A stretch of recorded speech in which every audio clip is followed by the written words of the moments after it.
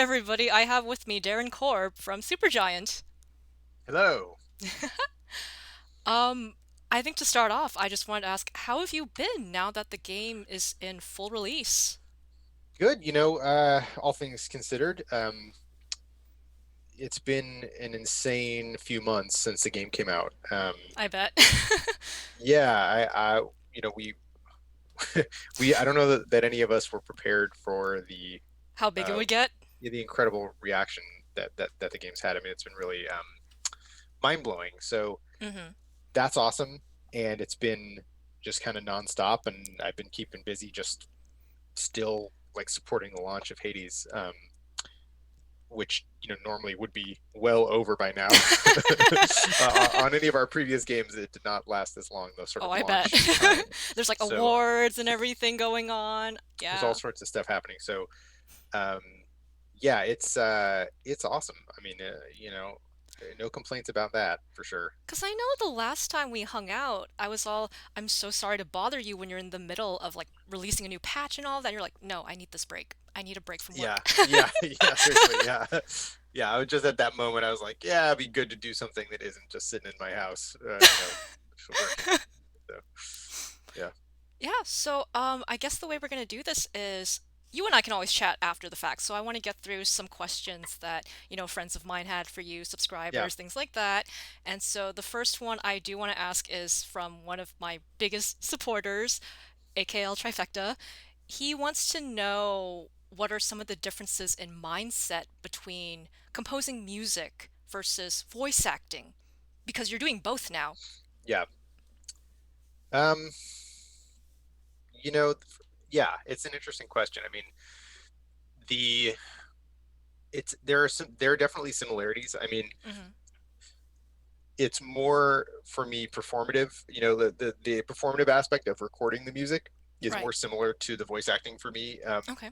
The composing the music doesn't have as much to do with it. I would say, like, Hmm. if I were, what Greg is doing, writing the dialogue is more similar to what And I'm just doing to as a clarify to composer, the probably. chat, sorry about that. Mhm. He means Greg Kasavin, not Greg Yeah. Chun. No, Greg Kasavin, the writer and creative director for Hades, Mm, writes all the dialogue, and I'll direct all the voiceover and then record my right. parts. And yeah, that's more like you know playing playing a piece of music that's already been written. Right, That yeah, more of than it is course. composing it, right? Hmm. The and the direction of that process is Okay. more similar to for a musical equivalent, sort of being a producer or something, where you're trying to get the best performance out of somebody. I um, see. a music producer, Hmm. is a sort of, is the sort of best music analogy I have. Right. um, but yeah, it's definitely like it's a for me, one thing I really like about having a variety of different types of things that I do Hmm. is that if I ever feel stuck or tired of one particular aspect, I can sort of use one of the other aspects of my work as kind of a creative break or a refresh for everything else, if that makes sense. Oh, So I'm definitely. able to sort of bounce between things, um, and it allows me to be a little bit more efficient and just kind of not really waste time and just Right, kind of right. be constantly chugging away, Hmm. but some of that is kind of restorative, if that makes sense.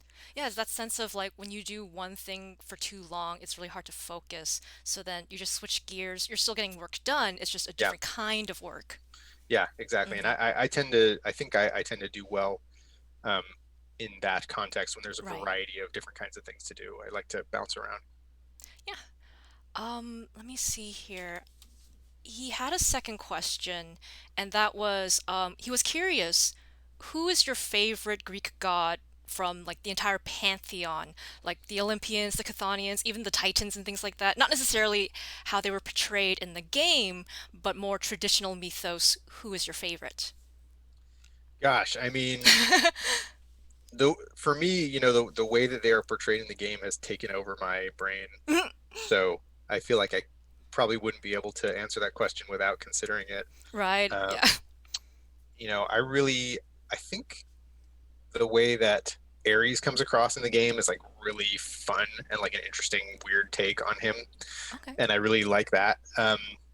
And I love Cyrus's performance as Ares, and I mean Cyrus kills it as all the three characters he plays. But but yeah, the sort of idea that Ares is not shouting. He's like a sociopath, he's like a cold, calculated, like he's just, oh, Very fascinating. measured, you Yeah, know. death is and war are interesting and fascinating to him, and it's the Right. science, and he's so that sort of take on the character I think is really, really cool, and just paints him in a new light for me than I've thought about him before. And Greg's instinct on that was awesome. Just the way to approach him, I He thought. almost sounds a little like Hannibal in that Yeah. sense. Very Yes. calculating, put together. Yes. Yeah. Yeah. Right.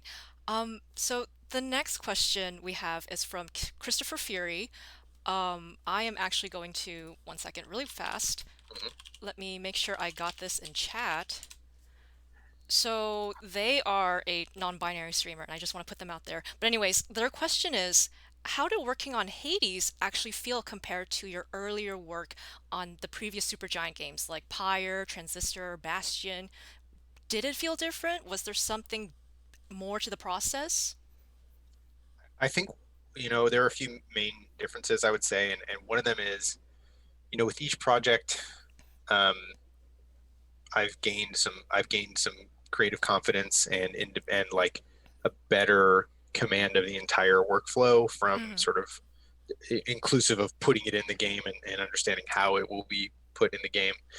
And um, and I feel like I on this game, I more than any other game just kind of went started just kind of going Mm-hmm. without too much dilly-dallying at the beginning. And that was really fun. That was really fun for me to just be able to just kind of start and follow my instincts, even more than I had on any other project, Mm-hmm. and just kind of go, um, and go from 0 to 60, so to speak, like real fast. Zero So to that was a 60, blast. not even 11. 0 to Yeah, 0 to 60. 60. Yeah, if we're mixing metaphors here, but yeah, it's so that was fun to be able to just begin working at full speed quickly. Mm-hmm. And then also, I got to rock out more on Hades, which is sort of closer to my heart than some of the music that I do, for the games. Like, it's like more some of the thing that I love. I see. So that's in music that I enjoy. I mean, I, Mm-hmm. I enjoy a lot of different, things about music and different aspects, and I don't only enjoy music that rocks, but I certainly enjoy music that rocks sometimes. I mean, I And remember Radiohead and Tenacious D getting name yeah, dropped, so. sure, for sure. Yeah. And so yes, that's another thing that was really exciting for me about composing for Hades compared to the other games, was just I got to rock more. I got to play Okay. more drums, which is Mm-hmm. fun. Like, I didn't play a lot. I played a little bit of drums on Pyre, and then Oh. really started because I got an electronic kit and figured out how to Mm-hmm. sort of convincingly do that for drum sounds and stuff, and for drum performance. And so that was a blast, to play more drums. And then I also think developing in early access changed things, Right, of um, course. because you know I had released 14 tracks when the game launched into early access, and now, and on the soundtrack there are 30. So I made Doubled. more. Yeah, I doubled it. I made more, not while in early access, than I did before. So it's really interesting. I mean, one thing that's cool about it is that you have, you can be bolstered by the enthusiasm of the audience earlier in the process. Right. When you kind of hoard everything, keep it to yourself, and for 3 years, and then it's like, here's everything. Hope you like it. It's actually like a much scarier Mm-hmm. process. So it was really kind of encouraging to see the really positive initial response we got to the early access launch, and the music and everything. So it made me, it bolstered my confidence and was able to carry me through Right, a of lot of the course. rest of the production. Because it wasn't like you put 3 years of hard work into it and there's that delayed gratification. Instead, it's more like, oh yes, instant satisfaction. What's the Yeah, word? Satisfaction, yeah. yeah. I mean, it was probably, gosh, it must have been about a year or something after we started working on it that we Uh-huh. launched into early access. Oh my Um, gosh. On Epic, right? uh, yeah, and so yeah, I mean, it was still a chunk of time, but there was, I had released those tracks, but if for some reason I wanted to mix things up, I still had an opportunity to do that. um so yeah, I mean, there there was time to pivot if I felt I needed to, and everything. So it was just nice to have the validation kind of midway through the process instead of at the end of the process. Um, I'm trying to think like how to follow up with that one instead of just like segueing into a different question and everybody's asking, did the stream drop? Did the stream drop? And I'm like, oh my goodness. I am on Wi-Fi, which makes it terrible for streaming. I don't know how I do it, but let Ah, me think. So there was a lot of drums, a lot of whatnot. The audio's good. Don't worry, guys. I'm recording the video. I will post that at least. So even if the stream's just woo, we're good. Um, that was all of the like, music composition, the game, serious questions, things like that. sure. We are now going to get into the stuff people really, really, really want to know, which is Yeah. so Shep of Tones asked, is there a voiceover blooper reel collection for Hades? Is there one out there? There isn't a blooper reel. There's certainly like a lot of, unincluded recorded stuff. um, Hours and hours of it, but it would be like a ton of time to comb through. Um, Certainly, and the way that the recording works is, I'll be speaking to the actor through, Mm-hmm. when we were in the office, just through a microphone outside the booth into their headphones, not being recorded, or when we're doing remote recording, the I'll be speaking to them uh, just via Zoom or whatever, Mm-hmm. and my part of that is not recorded. So sometimes there'll be a conversation that we're having that there'll only be one half of recorded. So I'll be joking with Logan, and he'll laugh and make some half of a joke that doesn't make sense without the context and stuff. So I'm sure there's a way I could put some silly stuff together, but it would be a really really big undertaking because we have like Mm-hmm. hundreds, no, not hundreds, dozens at least of hours of recorded. It could be Oh my hundreds. gosh, It's a that lot just of hours never made of it into the recording. game? Well, it's just because the sessions that we did were usually about 4 hours long, depending on Oh, okay. what we're doing, and we record maybe 300 lines of Mm-hmm. voiceover or something in that time, and there's a lot of, and we just record the Mm-hmm. whole thing, so it's just 4 hours of audio for each one of those, and the so Very yeah. non-traditional, I'd say, because I think like when you have contracted VOs coming for a game studio, isn't it more like you have the script, read the line, you don't have the context of someone else feeding you the lines? I mean, it is that way. I mean, we do have the script and the lines, but I'm there, to direct or give I see. context or whatever, whatever needs to happen. Okay. And as we go, we something I started doing pretty quickly at the beginning of Hades was we started calling out which is the keeper take right at the end of a particular line. So Mm-hmm. if we do three takes of a line and the second one was the best one, I would have the actors, I would say second take, and the actor would Mm-hmm. repeat that in the microphone for editing later Mm-hmm. for posterity and I see. reference. So instead of having to choose all the takes later, we just chose Mm-hmm. them on the fly, and Ah, okay. and we're able to just kind of move on. It saved a lot of time in editing. Mm-hmm. Yeah, so to follow up with that, there's like a lot of people who are into like voiceover work, voice acting, very interested in like video games, things like that. I was wondering, do you yourself have acting experience? Whether that's like in theater, in I don't know if you have any like live roles. Uh, yeah, so as a kid and all the way through high school, I did a lot of acting. I was in musical theater and Okay. plays and stuff like that, and I did a couple of little when I was, I did like I think I did a little. I was in like a PBS like 20-minute TV movie thing Really? Oh my gosh. when I was like 9 years old. Aw. Um, yeah, so I had done some acting before, and Mhm. I always just for funsies am making silly, doing silly voices and whatever. Just kind of all the time. That's how it So goes. That's how it starts. yes, so you know, I I did not have an ambition necessarily at this stage of my life to get into acting again, but I'm really glad I had the opportunity to. It was a ton of fun, Mhm. and it's something that I've enjoyed. And I also I used to in high school I was in like an improv comedy group with Logan Cunningham actually at Mhm. our high school that we went to together, Okay. and that was a lot of fun. And um, after we graduated, I think like every years or so, Hmm. there would be like an alumni reunion show, and I would look forward to, we get together and do those. Um, and so yeah, it was fun. And also, I've been playing D&D for like since I was like 8 years old or something. So Role player alert. just so yeah, I just feel like that helps, with Of course improv it in does. particular. Yeah. Mm. Okay, this one. So I actually reached out to Kyle Mercury because I saw him in my notifications over, the thing. And he wanted me to bring up a quote unquote hilarious story from Darren. Please ask him about Raffle MAO and winning Total Rock Total Rewards 2010 with Heartbreaker. Can you please give us more context about this?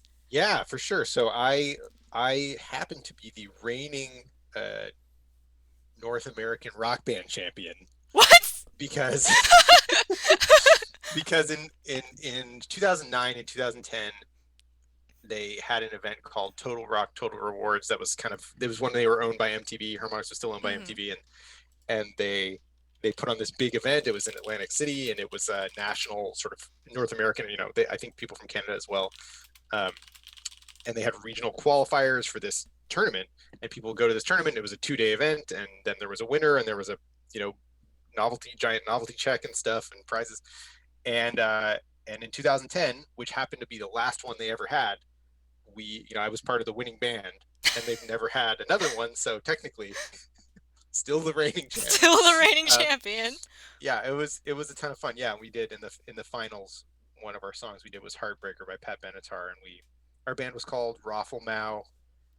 We had, and it was like the yeah, my friend made shirts for us, and it was like Chairman Mao, like Oh my laughing, like god. was it like in a graphics like a woodblock kind of style, and then um yeah, anyway, it was ridiculous. But we did Heartbreaker, and we dressed up with like in like tiny little American Apparel short shorts with like a white polo shirts, when sweatbands and stuff Oh my like god. sequins on them and stuff, and the big knee-high socks with the Chuck Taylors.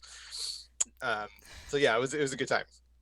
That reminds me so much of the band in Scott Pilgrim. You've seen the Mhm. movie, right? Yeah, You know yeah, how they have what is it, like Sex Bomb or something like that, like a yeah, game yeah, reference. That's just the energy that I'm getting from what you guys yeah, did. yeah. It was a ton of fun. We also did in the qualifier in the semifinal. We did Walk Like an Egyptian, and um, we had a mummy. One of our people was dressed as a mummy, Oh. and then the other three of us had like gold body paint on, and like I shaved an onk into my chest hair. It was yeah, it was we did the whole thing. It was ridiculous. A lot of fun. I totally get what Kyle meant by yeah. Yep. Yeah, it was a good time. um I kind of want to take some questions from the chat because I thought we'd like go off on tangents and everything, eat up the entire hour. No, that was really quick. That was really Very fast. direct. Yeah. So let's see here. Unix 101 is asking, is cereal a soup in your opinion? Is cereal a soup? That's an interesting question. I don't think cereal is a soup, and here's why. Mainly because you don't cook it. I mean, there are cold soups. There are chilled soups like gazpacho you don't cook, and that's technically a soup. I don't know if you cook like vichyssoise, and that's a soup, but that's cold also. But you can eat cereal without the milk. So I think that makes it not be a soup inherently, I see. I was right? like, It's where just where are you're you adding going two with things. this? Because you It's were two adding it. components together that you can have separately, Mm-hmm. and it's not like that's not what makes the cereal. The cereal is cereal whether you add milk to it or not. That makes Right. sense. So I don't think it's a soup. Because, you were playing devil's advocate with yourself for a moment, bringing up, Yeah, there's like fishy swa, there's like gazpacho, I was trying. Yeah, I'm but trying to look at all the angles, but yeah, I don't think cereal is a soup, in my okay, opinion, because you could just take a handful of cereal and eat it, and that's not soup. he's got a point, people. Cereal's not soup. Darren Korb said it himself. Um, okay, you know what? I'm gonna ask my question. I have a question for you. Yeah. What is your favorite Hades meme? I'm sure you've seen all the fan art. But have you seen the memes that came out of I've this? seen some good memes. Yeah, I've seen some really good memes. There was one I really liked with Theseus and Asterius Hmm. that was ridiculous. It was like a comic strip somebody made that was really good. Um, oh gosh, somebody made a gosh, I don't know. There's a bunch of great ones. Yeah, I'm having trouble recalling my favorite at the moment, but I really like that Theseus comic was like spot on. We're gonna have to find it afterwards and be like, this is the one Yeah, we were talking about. yeah, yeah, But yeah.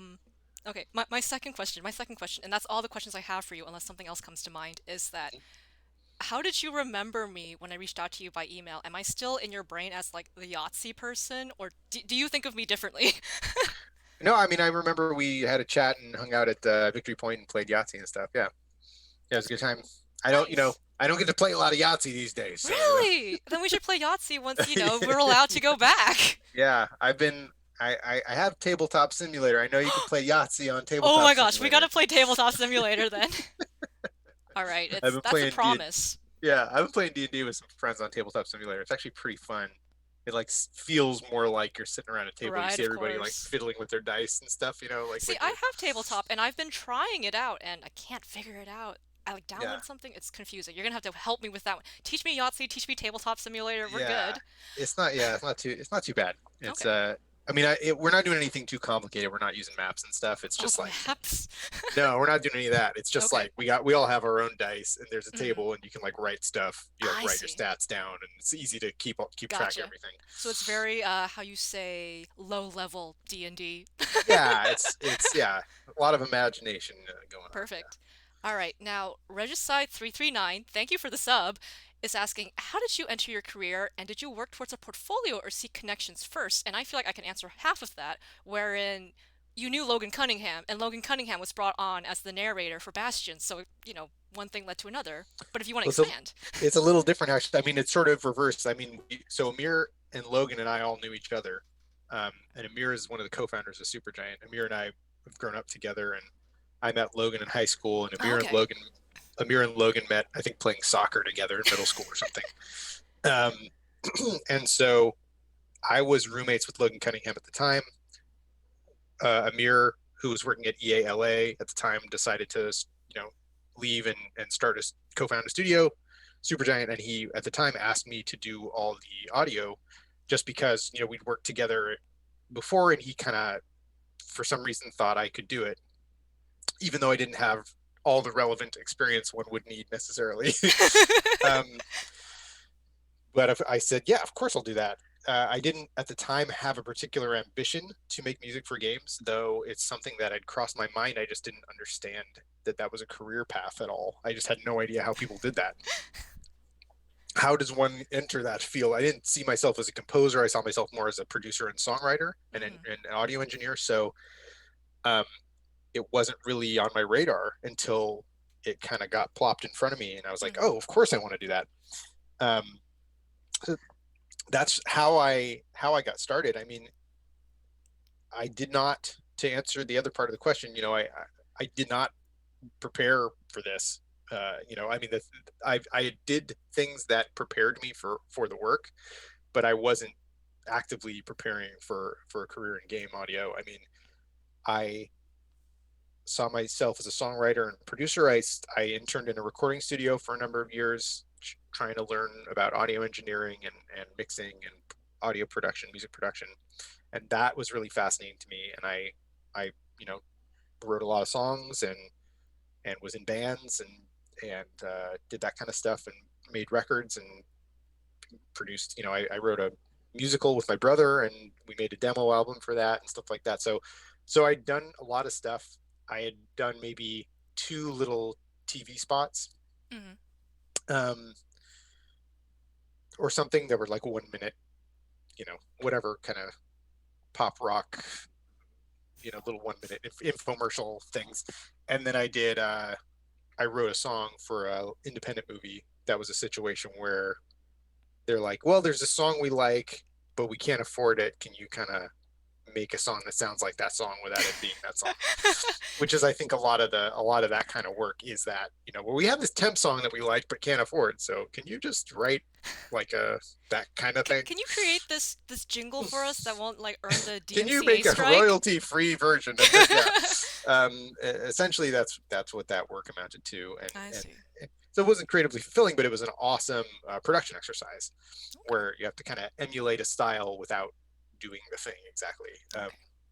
And so that's something that's been valuable to me as well, is just the you know understanding how to achieve stuff Mhm. sonically from a production standpoint and an audio engineering Mhm. standpoint.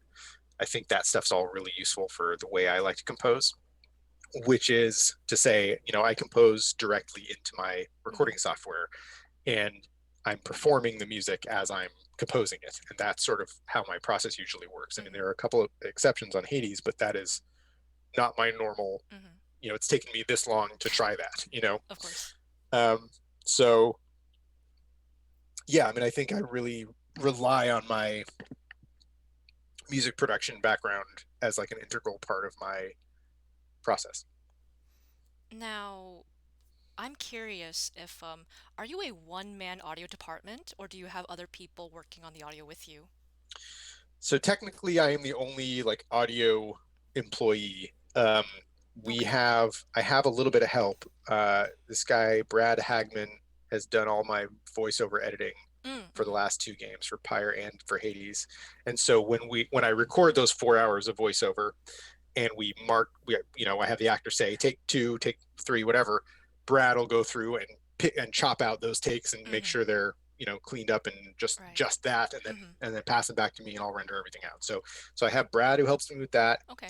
Of course, all the actors, Mm-hmm. um, and then some combination of an engineer on the team will help Yes. me sometimes implement some audio stuff, or Greg Kasabin sometimes will help me figure out how we want it. We'll chat about how we want to implement the music and stuff like that, and he'll Mm-hmm. oftentimes hook up temporary sound effects, Mm-hmm. or something if I haven't made the sounds yet, and then I'll go Right. go through and I'll swap them in the Mm-hmm. the, the proper sounds and change the way that it's hooked up sometimes. But so yeah, I mean, for the most part, it's mostly me. On Transistor, I had a little bit of help. Um, we contracted some of the sound effects on that game because I had a baby in the middle of it. So Oh. um, so I didn't have time to finish all my Mm-hmm. work. Of course. Of course. Of course. but but that's pretty much it. Yeah, mostly Mm-hmm. just Brad these days is my sort of main audio assistants that I have.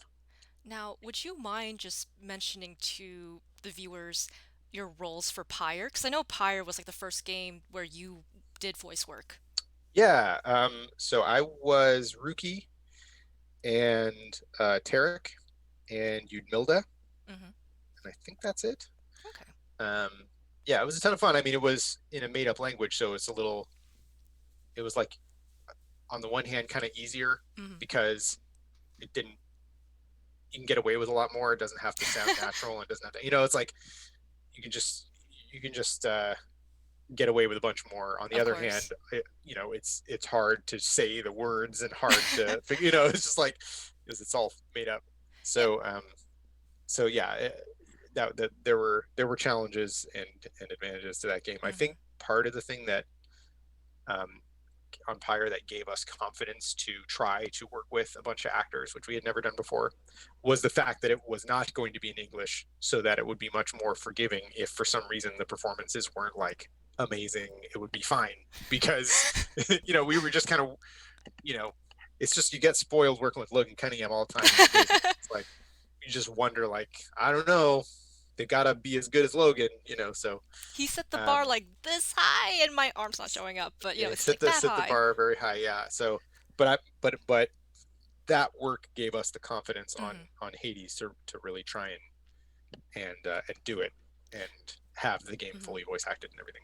Now, I'm curious because I know some of the terms show up in Pyre, not necessarily like rendered in English. It's just like, the, I guess, transliteration you could call it, or like Mm-hmm. yeah. How hard did you go in just like creating the language? Does it have its own like grammatical structure, like internal logic, or is it just say words and they mean these things? Well, Greg. Greg went through the trouble of making a language that was, that was fun. You could probably learn it and speak it, I guess.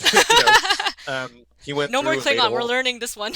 he made a whole thing, right? And then in the context of the game, Hmm. because of the way we ended up hooking it up and the way we ended up going with some of the voiceover, we just kind of, it was not fully consistent, though there were certain phrases that were chosen to mean specific things, and Right. then we'd have multiple characters say a particular phrase and say stuff to help reinforce it. Hmm. And then each character had their own sort of dialect, and yeah, it was insane. They had dialects even? Yeah, there Oh was my gosh. definitely like weird dialect shifts between characters and stuff. Yeah, it was pretty full out bananas. Now, I have forgotten because it's been a while since I've played Pyre, but Yeah, can you please translate what does it mean when they say Noxalis when you win the yeah, match?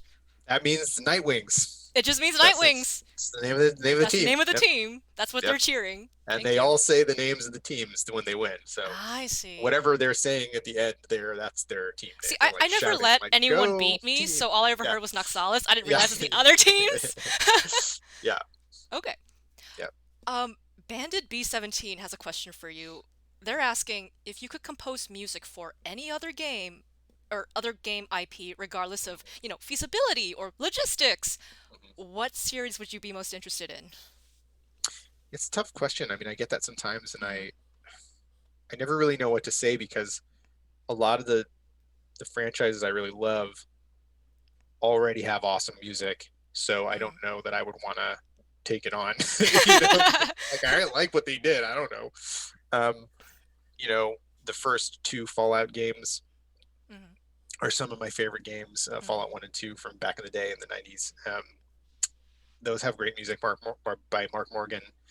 Um, the first Dungeon Keeper Hmm. um, had an awesome soundtrack, and like I love the approach to that music and how it's kind of like half Hmm. creepy ambient sound design, half Hmm. weird industrial music. It's super interesting. Um, but again, I don't know that I mean, it'd be fun to do that. I just don't know that I'd do it any better, Um, and yeah, I mean, I've played like, it's not the same kind of thing, but it would be fun to play, to have songs that I write be in Rock Band. That would be fun, though that's not quite the same thing. Um, uh, and then, You hear that, gosh, everybody? We want to get Hades into Rock Band. yeah, that'd be a blast. I don't, I can't think of a particular franchise where I'm like, I want to do that because I could do it better. Like it's like I don't really have that. I don't think. Okay. I'm looking at chat. I'm trying to catch up. I know we have a huge backlog. I don't know how to pronounce this. Leanne3 was asking, how did you pull off Zagreus's accent? Because it was like incredibly natural sounding, and we've talked. I know that's Thank you. not your natural accent. Yeah, it is not my natural accent. No, I mean, I've grown up doing voices and accents and just for funsies, just trying to do all that stuff, and it certainly, I did a lot of takes, Mm-hmm. and tried to get it to be as internally consistent as I could, and Mm-hmm. I tried to. I mean, and especially for accent stuff, Mm-hmm. a lot of the lines that I did pick up later on, I went back and re-recorded some of the Mm-hmm. earlier lines to just make sure that because I got better at doing the voice, and I found a more natural spot for Zagreus over time, Okay. and so I would go back and replace some of the earlier lines that started to stick out as some of the later Oh, ones would okay. come in, and the character became a little bit more nuanced and refined. Um, so yeah, I mean, I guess that's the answer. It's one of those things where, um, I just grew up doing voices all the time and acted and did a lot of stuff. I mean, I would just for funsies would do accents, and and I'll try to place where somebody's from when I hear it. I Mm-hmm. always like to play that game, like, and I always I always get stumped by people with Portuguese accents, though. It's very Oh, hard to interesting. detect. Yeah. Now, to follow up on that question, what is Zagreus's accent? Like, is it I don't know. I don't think it's It's a RP British. or It's yeah. It's a British accent, sort of a pan, like a Western fantasy British accent and okay, is what I got call it, it. right? All like a Lord of the Rings, like Okay. whatever is works, whatever sounds about right. And that was sort of what gave us the confidence to go ahead and do that. It's like, well, if Elijah Wood's British accent in Lord of the Rings is good enough, then this will be fine. You know what I mean? Like we can do British accents and it's fine. It's not to say his British accent's terrible or anything. It's just it fits. It all fits. Like there, everybody has different accents and it's fine. Um, I'm sorry. Elijah Wood, Darren Korb is throwing down. I am not. I like Elijah Wood. I am not throwing down. All right. Yeah, I like his performance and everything. I think he's good in that movie. But it's one of those things where Aragorn had a very light British accent. There's like there's like variations. I mean, Of it's all course. you can you have as much or as little British accent as you like, in there, and different regional things and Hmm. stuff. So you can kind of pick and choose, and that was the approach that we wanted to take for the Hmm. British accents in Hades, where it's sort of like not super, not too super specific Hmm. regionally, and just sort of to an American, we were sort of filtering it through our American ears. So Hmm. even if there are certain things that might be pronounced a particular way in a real British accent, just what is it? Not trespass, but trespassing or whatever. Like that You mean like that schedule? yeah, like we don't go all the way because Hmm. that stuff would stick out to my ear, but Right, of as a course. and we understand that the bulk of the audience probably is gonna have an ear like that for Hmm. the speech. So Hmm. we took all that stuff into consideration and just tried to do like a sort of a as unobtrusive a British accent as we could, basically. As ambiguous as we could so nobody Yeah, would get mad at us. yeah, basically, yeah, Okay, so I have not been doing this, and it's on me because I completely forgot I set this up. You'll see it in a moment if you're looking at the chat. I don't know that you are, Darren, but everybody yeah, else, I have something for. Thank you so much. Booty Farts 22 has a question for you, Darren. How long does it take you to make a song? And also, as a Logic Pro user, what is your favorite plugin? yeah. Good questions. I too, it depends on the piece of music. Some are really fast and some are longer. I think for the more elaborate pieces in Hades, I will give myself about 2 weeks from start to finish. Mm, Um, and that's inclusive of the full ideation process, mm, the writing, the recording, everything, all the instruments, the mix, the whole shebang, and then implementation. That's about 2 weeks for me. mm, Um, for the simplest pieces, like I think Charon's theme, Final Expense, and also Primordial Chaos, which mm, are kind of less involved instrumentally. Just, I mean, they took me like an afternoon, or like it was like half a day or something for each of those, mm. probably. They were a ton of fun to do, but they just didn't have as many components, so they were quite a bit simpler to make. Favorite plugins? Gosh, I have a lot. Um, I love the Mellotron instrument in Logic is like just delightful because it gives me all those awesome Beatles vibes, and there's just when if I have to go for a fake flute or cello sound, I'd rather go for the Mellotron because it's got a specific aesthetic thing instead Hmm. of just being like fake strings. And I appreciate that a lot. Um, I really like there's a lot of presets that I love, like for the bass, my bass sound. I really love the trashy distortion preset in Logic, and I'll kind of dial back and modify Hmm. it, but that's where I begin for a lot of my bass sounds. I really love the warm kind of fuzzy bass sound that that, Hmm. that provides. Um, there's a bunch of great stuff. I mean, yeah, I think that's fantastic. Yeah, I'm gonna go with those two things, I think, for my answer on that one. There you go, Booty Farts. Those are the two plugins that Darren Korb recommended. I Yeah. hope you all I heard mean, that. if you want a specific plugin, I guess neither of those are specific plugins. I would go with the pedal board. I think the pedal board is a fun thing because it gives you a lot of tools and it's just kind of It's a one-stop shop for all sorts of guitar sounds. You can put it on Mm. whatever you want. Oh, you know what? I'm changing my Yes. answer. Oh, okay. Tape delay. Tape delay is my favorite plugin. What does tape Um, delay do? Because I am not yeah, an audio person. yeah. So tape delay, it's sort of like an echo, right? Okay. So it creates like multiple more instances of a particular Mm. sound. The thing about tape delay that's cool is it allows you to add weird like flutter, like tape flutter. It's like messed up artifacts that you can add to make it sound a little bit more natural and analog. So I really love using tape delay, and I put it on anything I want to have fill up a lot of space or to be more ambient or ethereal. In addition to some reverb, I'll usually throw on some tape delay on a bus, and I'll bus to it. Now I'm taking a look-see, trying to find more questions in chat, and I I don't see any more. So I guess it's just gonna be you and me doing comedy hour now. Sounds good. Um, all right, let's talk about Hades or even other games you enjoy.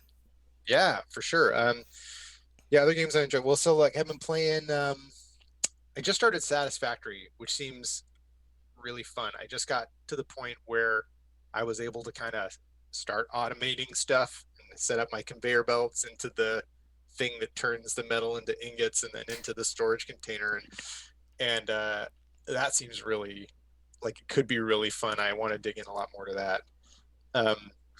Started playing Outer Worlds, which seems cool. I Outer have I Worlds, is that the what's it called? The one Chris Avallone by worked on? it's by yeah Obsidian. It's yeah, it's kind of like space Fallout is how I would describe it. You know, Right, yes. Yes, I've seen re, some of Space Fallout. yeah, and it's cool. You know, I mean, I'm again, I like the writing. I like the tone. Hmm. For me, I always pine for those first two Fallout games when I play any of the newer first person Fallout games that Hmm. they're just not as much my thing. Um, but but I've been enjoying it. I've been playing Deep Rock Galactic on and off with a bunch of friends. That's been really fun. It's a game where you play as like space dwarves going on mining missions, and you have to like fight alien bugs while you do it. And it's pretty fun. Um, you know, being a dwarf mining in space, it's everybody's fantasy, right? And then, and that's been fun. Gosh, oh, I played Ghost of Tsushima, and I thought that was awesome. Oh my gosh, that was the one that even like everybody, all the Eastern developers were like going crazy over like, Yeah, you guys made a better game than we did about our people. So it's super it was good. just like, who was that? Oh, what studio is that? Do you Sucker know off the top? Punch, Sucker Okay. Punch. Sucker Punch, Yeah, okay.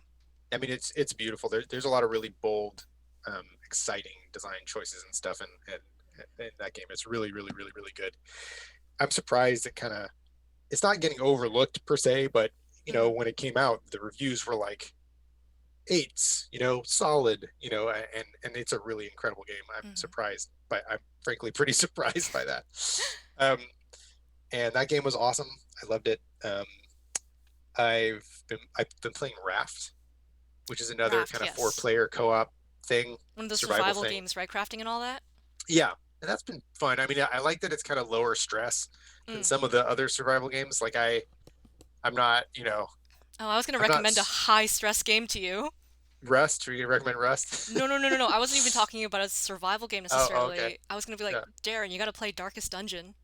Oh, I've played Darkest You Dungeon have before. played Yeah, I Darkest like that. Dungeon! I like that game. That Yeah, one's that's a fun. cool one.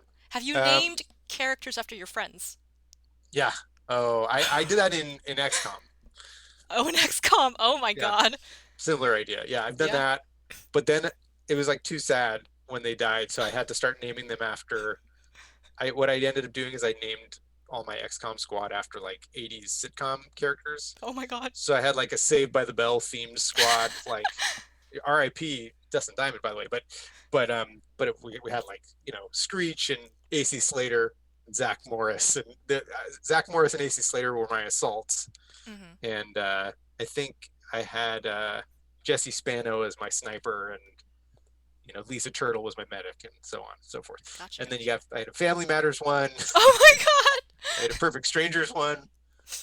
Yeah, it's good. Yeah. I mean, I went through. Yeah, I went Yeah, through a lot of I've guys on been that one. doing a like Mega 10 Darkest Dungeon run, so. Oh yeah, nice. Yeah, that's fun. I played a pretty good amount of Monster Train last year, Okay. which is sort of like a Slay the Spire esque. game. Ooh, okay. Oh, I think I've And heard of that one, but before, can I stop you there? Because I yeah, realize yeah, there are questions we're not getting to. oh yeah, sure. So, The Fallen Not Found is asking, Darren, who's your favorite artist? Which is, of course, always the hardest question, but if you want to name multiple. Yeah, that's a tough question. I think most consistently, one of my favorite artists has been They Might Be Giants. Like since I was like little, or I discovered them probably around 8 or 9, and I got it, have been into them consistently since. Hmm. Um, Maybe Radiohead Of course. is up there specifically. Like there's like a couple of Radiohead albums that are like I OK need you Computer to remind me and the what Bends. track it was you told me about. Oh, I don't remember which one. I mean, there maybe Exit Music for a Film potentially, Hmm. which has this moment in it that just um, really helped me figure out vibes for a lot of the Transistor stuff. Um, when all the drums and the filthy bass kick in and stuff Hmm. halfway through. But yeah, those two albums in particular by Radiohead are really awesome, and I really like In Rainbows too. But Imogen Heap, um, the first two Weezer albums are really influential for me. Ozma, which is a kind of a Hmm. indie band that was sort of cut from a similar cloth to Weezer. They're kind of like I thought they were a lot cooler, did more interesting stuff. More throwing down, more throwing down. Not no, I'm not. I love those first two Weezer albums to pieces. And those are some of my most listened to albums of all time. I'd say Led Zeppelin, Jeff Buckley, Hmm. um, Bjork, just yeah, bunch of stuff. These days, I'm really digging on Lewis Cole Okay. and this band called Nowhere, Knower, and they're just doing some of the craziest stuff. Um, Now, yeah, do you have like particular genres you gravitate towards? yeah, it depends on my mood. I mean, Hmm. I like a lot of different kinds of stuff. Um, yeah, I mean, I think I used to have a narrower set of things I was interested in a long time ago, and it's broadened. But at one point, I was very much like power pop, you know, like alternative rock, Hmm. kind of you know things that were inspired by the Pixies, Weezer and a lot of that stuff. Um, was sort of my go-to kind of thing. I see. But then, yeah, I've since expanded a lot, and I love listening to Mm. all sorts of things, and Okay, next question comes from Exoversus, who I actually moderate for, so I have to ask his question or I'm in trouble, you know? yep. So he wants to know, what was it like recording for so many repetitions of Hades cycles? Like different boss intros, the different death dialogues? How did that go? Yeah, specifically the voiceover. Is that the question? Uh, Probably, I assume. I don't have the context, I'm sorry. Yeah, yeah, it's okay. Yeah, so for the voiceover, yeah, I mean, you know, a lot of it was in a chunk Hmm. where all the lines that we can think of for a particular context will be grouped together, and I just kind of go through them. I do however many takes I needed to do. For some of the shorter lines, it was usually just a couple takes, 3 takes maybe. Um, and for the more chunky kind of paragraph lines, those I would often spend quite a bit of time on and do a lot of takes just to make sure I could nail it without having to do too much editing. Um, and made sure the line felt as natural as possible. And a lot of that stuff, so if it wasn't done in that initial chunk, a lot of it was we thought Greg would think of a new context Hmm. for that scenario, right? Or a new particular thing to address with that character, or new, just some sort of new angle on that interaction. And then it would go back and just add it on. I mean, it would just be I'd record stuff for tons of different contexts all in a row, so it was just got added on top of the pile. We just do it at the next session. Hmm. Now, I'm gonna take one more viewer question before I hit you up with like a different question Mm-hmm. of mine. Morizem is asking, Darren, I'm wondering if there's an instrument you haven't been able to use yet in a game that you're excited to try to use in the future. Yes. Yes. Um, Theremin. Theremin, I mean, I use a theremin equivalent. I don't use a real theremin, but I use a theremin-like sound for sure. Ooh, fun. In Hades, it's all over the little keyboard all over the Hmm. soundtrack is a little Casio SK1 keyboard that I kind of tried to emulate a theremin with a lot of portamento. Um, I have a real fascination with like baritone sax and bass Mm-hmm. clarinet um, being used in non-traditional contexts, Okay. like being used for like filthy bass or Okay. something, like or like because they have like an almost like when you just hear the baritone sax play, it's like almost like dubstep sounding or something. It's super weird. It's got Mm-hmm. like a crazy sound, and even the bass clarinet, which has like a slightly different character to it. Um, so I'd be fascinated to incorporate those in a strange, unexpected way. That would be Okay. fun. Although I haven't written anything uh, that is aside from On the Coast and In the Blood that features instruments I cannot make my play myself Mm-hmm. or something. So it would require a bit of a change to the way I operate to include those things. So um, but it's something I thought about for sure Mm-hmm. because I mean, back to Lewis Cole, he has a like a big band session Mm-hmm. that he did. Mm-hmm. Normally, his stuff is like a little bit more electronic. I mean, he does drums and Mm-hmm. keys and stuff, and pretty much everything is just him I usually. see. But he did a big band recording session where he has a song. It's called My Buick. If you want to check it out by Lewis Okay. Cole, and he uses the brass section in a way that's almost like a crazy, filthy, just like synth chord or something, Ooh. and it's very cool. Yeah. Okay, now this is gonna be the clip-worthy question. So, a while back, before, I had, like, my life just went, what, and all of that, I had a different account that I, mentioned you on, and I included the link to my Zagreus roleplay account, Cathonicisms, and I wanted to know if you actually looked at it, because you liked the tweet, but I don't know if you looked Oh at yeah. it. I don't know. I don't remember if I looked at it. It was a while ago, and Of course. a lot of I've looked at a lot of tweets since then. So so yeah, I don't recall whether or Okay, not. And what good. was it? It was a role playing account for It what? was a roleplay account for Zagreus established in 2019 before anybody else was roleplaying or Hades. Uh, okay. And So, so what was the context? Role playing in what context? Like role-playing as in tweeting as Zagreus himself. oh yes, I see. Yeah, yeah, Yeah, yeah, yeah, yeah.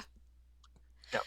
And I remember I had a couple of friends being like, yo, who is this man? He is hot. I want to play this game. And I'm like, go get it on Epic. Yeah. Yeah. Yeah, fun. Yeah. That's awesome. Just all of you, don't Yeah. don't look I, at me. Don't no, don't go. I didn't type I it. You don't know what it is. Nope. Anyways, let me see if there's any more questions. All right.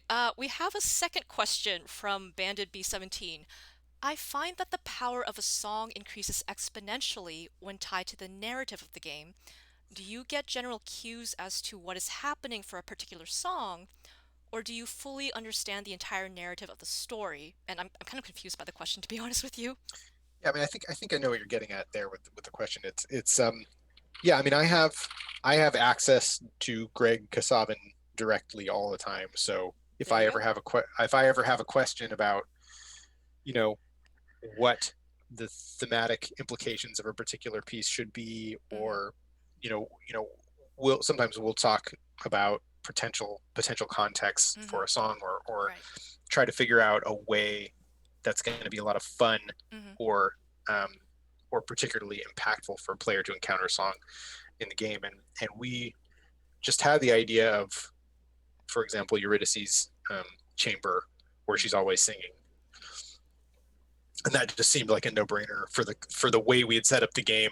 Mm-hmm. And we knew we had these sort of narrative rooms where you just kind of hang out with an NPC in the room, and it just seemed like a perfect context for something like that. I mean, and for In the Blood, um, I knew how the story was going to resolve. I knew when it was, I knew it was going to be the end credit song. I knew it was going to, Mm-hmm. and serve all these particular functions. So I was able to use that to motivate, Mm-hmm.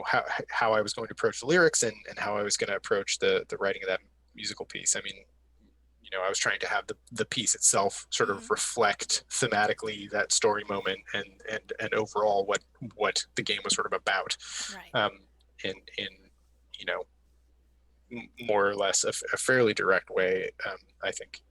Mm-hmm. Um, so yeah, and it really depends on the context and the game, Hmm. but I think usually we try and put our heads together about what's going to be an optimal context Right. in which we can present a song with lyrics to the player. Because I feel like if you think back to Transistors We All Become, without, giving spoilers, I feel like once you go to the game and you look back at the song, you realize, oh, oh. So that's just, for Bandit. Yeah, Um, yeah. I mean, for that game, was an interesting lyrical challenge too mm, because I was trying to write all of the songs as read, right, and they were all from her perspective. right. And I wanted the lyrics to be prescient and relevant to the events of the story, Hmm. but not directly. So I Hmm. wanted them to be things she could have written about before that just are sort of metaphorical and Right. speak to I was some aspect of definitely her getting that. life, but also has sort of a double meaning where it Yep. actually applies to Yep. the content. It has a new Hmm. meaning given the context of the game Of course. in which you're Now, I had a question and I'm trying to like not lose it. It's like in my brain, I'm just distracted by everything. Let me think. Let me give me a moment to hearing. remember what it was. Yep. I remember it now. So a while back, I asked you, I think this was like Happy New Year time. I was hoping you could expand on your response as to why Stygius no longer had the T pose. Remember how the Oh, Nova used to be that yep. like Yeah, I remember that. stand-in Yeah. placeholder? Yeah, no, I think that yeah, that was we just updated the animation. I mean it was a bit of animation where the original concept I think just changed a little bit for what Mm-hmm. that power was going to be and we wanted to Right. make it I think something that was more physical, Mm-hmm. had more of a connection to something that Zagreus was doing physically instead of some sort of that was more magical almost. Right. So I think that was the context for that. It was just changing the Mm-hmm. vibe of that attack Because or beforehand, it seemed like it was the sword itself that was like shooting out a wave of yeah. power, as opposed Yeah. to Zagreus slamming down on the Yeah, ground. Got it. exactly. So Gotcha. so I think the idea was to connect it more to something physical that Zach was doing. I can answer a question for Sim Guru Popcorn. They're saying, not sure if this has been asked, but were you surprised when you were the choice for Zagreus' voice, or was that a conversation with the whole team you were a part of? Darren's kind of buddies with everybody, so. But were you first choice? Like, did they hit you up about that, or were you like, I can voice Zagreus? Well, so what happened was we recorded scratch voiceover, which I which see. is voiceover that you intend to replace. Hmm. When you cast it Right. for a lot of characters, and I happened to do scratch for Zagreus and for Skelly, and we talked about the concept for what Zagreus might sound like between Greg and myself mostly, and I felt like yeah, I could probably approximate that fine. Like we just were thinking about like Loki from Thor and stuff, and thinking about like you know actors that had some qualities that we liked, like Asa Butterfield and some other people like that. And So when you say Thor and Loki, you're talking about Chris Hemsworth and Tom. so yeah, I'm talking about Tom Hiddleston specifically. His Loki from the Thor and Avengers That's what you were stuff. drawing inspiration from for Zagreus. Well, that's part of it. I mean, he certainly has different vibes, but I think the sort of wisecracking, um, a little bit of mischievous, like twinkle in your eye kind of Hmm. dude, um, confident, and I mean, there are aspects of his performance for Loki that I think were helpful in Oh finding the no, I can character see it now. I can see it now. I Zagreus. hear it. Yeah, I mean, not it's not exact, but it's certainly one of the influences. And Mm. so anyway, I went and I did, I did a scratch for him and I did a scratch for Skelly and some other characters and stuff. And we got auditions for a bunch Hmm. of characters and uh, you know basically the team decided more or less that everybody preferred my performance for Zag and Skelly to the auditions that we got. So Oh, I okay. just kind of defaulted into doing it. I was like, okay, I guess I'm doing it. All right. Let me see if there's anything else here. Oh, oh no, Geb. Geb, we did not meet the sub goals. We're not asking that. Let's see here. You'll probably find on Twitter. I don't think I see any more questions. There might have been like a bunch of questions up top, but I think they were asked by people who had already had a question answered. So we can go back to just vibing about music, games, or even like we can talk about Hades. Have you played Hades yourself? Have I played Hades? Haven't you played Hades? Oh yeah, I played a lot of Hades. What is your favorite weapon? I really like the Chiron bow aspect. Yo, Coronacht. I told you guys, Coronacht. Yeah, Cornox is legit. I mean, I like a lot of different stuff, but I think Mm-hmm. my favorite aspect is probably that one. Mm-hmm. I really like the fists. The fists are super fun. In particular, the God, what are they called? The magnet one. I don't know what the magnet aspect is, but I just know That that one. it's the twin fists of Malphon. That's the Yeah, yeah, name, but Malphine, and gosh, I can't believe I can't remember the name of that. And the I like chat's that one. saying not another Coronacht main. No, I like that. And then no, I mean I play everything. I think my worst weapon personally that I'm least good with, depending on Hmm. in general, is probably the spear. I like it, but it's just I'm I'm the least same way. I cannot good play at it. Faratha at all. Yeah. Um, I also like the Demeter aspect with the fist. Those are a ton of fun. I really like the I think it's the Poseidon aspect of Stygius Hmm. is really fun, where you're just casting all day and doing your special, and Right. that's a ton of fun. I think someone Um, in chat saying the magnet one is the aspect of Talos. yep, Does that's that right. sound right? Does that sound That is right? it. The Master of Talos. Yep, that one's great, and the rail is a ton of fun. I mean, I think just like the Eris for the rail is really fun. For I think Exegriff, that's yes. is that the one? Gosh, That's the which one is where you the load in all of your yeah? casts and just go pew pew pew pew pew, I think. No, is that the one where you reload manually and then Is have it? one big shot?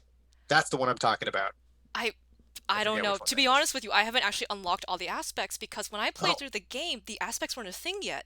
And so my save files are all over the place. oh, yeah. Well, they're a thing. They're a thing They're now. a thing. Yeah, I was And, aware. Yeah, uh, I started unlocking them and it's like, yeah. isn't one of them still missing or is that story locked?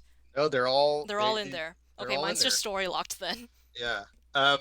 The I also like the aspect of Guan Yu a lot. For the spear. Actually, that's my probably my I favorite think spear a lot of aspect. people are asking why Guan Yu became an aspect because what does he have to do with Greek mythos? Yeah, well, so there's the sort of final aspect for each of the weapons is from a different mythos. I mean, Okay, it's from some character from a different mythos. So that's the idea. I mean, I think originally at the time we did it, it was for like a Lunar New Year type right. update, Mm-hmm. I remember and that. then we sort of decided to keep it in the game and incorporate I aspects from see. different mythologies. So Guan Yu was originally intended to be like a limited edition sort of Yeah, I thing? think that was the thought initially, and then the community really liked it, and we just kept it because people dug it. Why take it away? We did a bunch of work to put it in. So Do you happen to know the special non-Greek one for like all the weapons? yeah, it's Arthur for the sword, Right. for the let's see for I forgot to mention the shield. I like the shield too. I Uh, guess the Zeus aspect of Zeus is my favorite for the shield. I love the Zeus I like aspect. Chaos's more, but I get you. Yeah, just because it's like having kind of a follower, where you like tell it to go kill all the stuff over there and I'll fight these guys, That's where you true, that's just kind true. of command it. Yeah, that's real fun. Um, yeah, so and then for the shield, it's the aspect of Beowulf. Mm-hmm. For the bow, it's the aspect of Rama. Yeah, For Rama's my favorite aspect for Rama's fun. Coronacht. For the fists, it's the aspect of Gilgamesh, Ooh, Gilgamesh. and for the rail, it's the aspect of Lucifer. Lucifer. Okay, gotcha. Yeah, that one's fun too. I mean, I I enjoy them haven't all. played Lucifer yet. I haven't unlocked. I didn't even know Lucifer was in the game, but Yeah, that seems to be a thing. yeah, yeah. It's a ton of fun. Does anybody else in chat have a question for Darren before I try to scramble and make something happen here? Trying to think. So you've played a lot of Hades. Your favorite's Yep. Coronacht. Now, what about your favorite boon to get? Like, what's your favorite ailment, favorite Yep. boon, favorite build, those kinds of things? Yeah, for sure. There's a bunch of weird builds that I enjoy. Mm-hmm. I have a lot of fun with where where the ones where you get uh, a hammer ability that changes your weapon to have a charged special, no matter what the weapon is. Like I like it on the rail, I like it on the fist, I like it on everything where you have like a charged up special that does a bunch of damage. Yeah, that's me Um, too. so I really enjoy those, especially with the bow. Yes. Actually, because you can just wreck fools so much; they just melt when you do that. So that's a lot of fun. I really enjoy. Um, I did a silly build once where I did a Zeus Aphrodite build where you have Aphrodite's. No, no, no, no, you can't. No, that's exactly what I have on my channel. I have the Zeus Aphrodite build. That was from early access. Oh, the Zeus Aphrodite build where you I think I was doing the boss battle. You know how the Hydra used to be four phases, like three yeah, a lot of shields, phases, and yeah. then yeah. Well, so I like putting Aphrodite, the Aphrodite aid, with that ability that makes your aid constantly fill up to 25%, Mhm. um, really quickly, and you Mhm. just keep charming everybody, and you so that nobody's fighting you. It's just like it's not a particularly offensive build, but you're just gonna live because no one's attacking you. Um, so you just keep casting it over and over again. Smoldering Air is the duo I boon. see. Yeah, that's a lot of fun. I really like that build just because it's crazy. I love Ares stuff where you just kind of like with the shield or something where you tag everybody with Doom. Mhm. That's really fun. Mhm. Yeah, there's a lot of good stuff in there. I mean, I think when you have Artemis, I really like cast builds using Artemis stuff, like Poseidon, aspect of Poseidon. If you have like exit wounds, Oh that yes, is Exit super Wound's fun. really good. Exit wounds, and then you get bonus casts, and then you if you can combo that with Hermes. I have a question though about Exit Wounds. Yeah, Does it not pop up or does it not work when you have the Ares one that turns into a spinny sword? it doesn't work. It only works on boons that stick in the enemy. That's what I thought. So then, is it possible to screw yourself over if you take Exit Wounds and then take Ares? I think you can't take exit wounds if after you have to first like you would have to switch your cast. I think you have to have taken a cast in order to get exit wounds. I think it's a prerequisite Oh, interesting. for Because I exit was wounds to wondering if you show guys up. had thought of it, if there was like a flag for it, otherwise you would get a useless boon. Yeah, I think since you played maybe we've added a there's like a boon codex thing where it tells you what all the prerequisites are for all the different boons. Oh, I haven't seen that. Yeah, so it's when you go into your menu, Hmm. you can look at all the different gods boons and what you need to get in order for that to be offered. Um, I see. so yeah, I'm pretty sure exit wounds requires A cast that'll stick.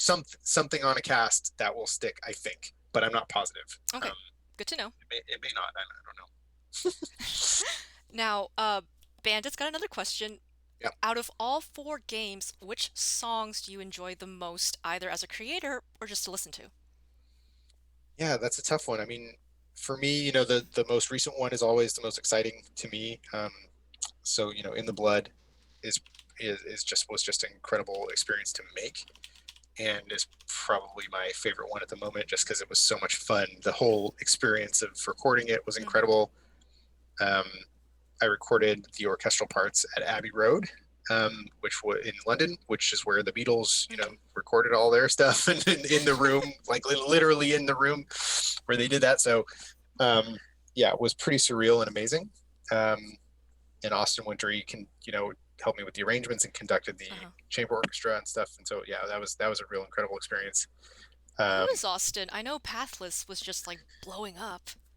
yeah, Austin composed for Journey and Pathless and Banner Saga and you know a bunch of games. He did Assassin's Creed Syndicate. He did yeah, he's done a ton of games, and we're friendly through you know we're friends through composery for composery reasons. You know each other through you know, the GDCs and stuff like that. Oh, Um, GDC, nice. yeah, but yeah, he's a good dude, and so yeah, it was just an incredible experience to record and to write a piece of music that I intended to have recorded for the first time at Abbey Hmm. Road. Like that was the original recording of the thing is at Abbey Road. So that was pretty surreal. Now, Um, I'm so glad that we are joined by Christopher Fury. What is your favorite ability in Transistor? yeah, that's a tough one. I think I really like Void a lot. I believe Ooh, that's the one Void. that makes you do double damage, if I'm not mistaken. It's been a long time since I've opened up Yeah, Transistor. I really like that one. Hmm. That's a blast. And I also like I forget what it's called, but it's the one where it's like a kind of like a hook that pulls the enemy towards you. Called Get. Get. Get, Yeah, yes. get is really fun. So yeah, I mean, there's some crazy combos. Hmm. Oh, and there's also the one I forget what it's called, but it's the one where you leech. It's like a radius and it leeches health from the enemy and it does a lot of damage. That Um, one, I have no idea what it's called. I know what you're talking about, but I have to yeah, open up the game and look at all of those again. my ultimate combo was void plus whatever that's called, and I Hmm. would just like wreck fools. Do a couple of Wreckfuls. you do void with the God, what's it called? The clustery one. You know, you get it pretty early on. Cluster, the Um, bounce? No. no, it's the one that Let's see. has like a little cluster bomb that Right, right, shoots I out know what it kind of. is. I just don't remember the name. Yeah, yeah, Shoot, that one. that Um, one, yes. that one on put stacked on top of void, so it applies two Oh my instances of void, gosh. and then you do like, you know, Hey, you do a everybody, bunch of these are damage. the pro gamer Yeah, pro strats tips. Yeah. from Darren Korb himself. Let's see here. What was it that I was gonna ask? Okay, this is I need to know. I need to know. Who of the Pyre cast could you never exalt? Uh, in terms of In terms who did of I not want to, or who? who could you not let go of? Oh yeah, who was like too precious for me to ascend? I mean, I over the course of testing the game, I think I ascended everybody. It's harder to ascend like Wolfred, and I don't know. I think you can, but it's harder to ascend him. Right. But because he comes to your party way later in the game, Mm-hmm, mm-hmm. and so you got to just focus on him and Right. level him way up and stuff real Right. fast. But yeah, I mean, I think I really liked. Um, Gosh, I really like Wolfred. He's such a weird character to play. He's Um, so how do I explain this? He gives me what are the vibes that I'm getting from him? A little bit like Claude Fire Emblem almost. hmm Yeah, he's yeah, He he's a ton knows of fun. more than he lets on. Yeah, yeah, he does. Yeah, for sure. I mean, he's a wise dude. And but his from a gameplay perspective, I really enjoyed the saps, Hmm. and you have to play a really weird game to use them effectively, but it's super fun Right. when you do. Like they Right. have like really good defensive abilities, and Right.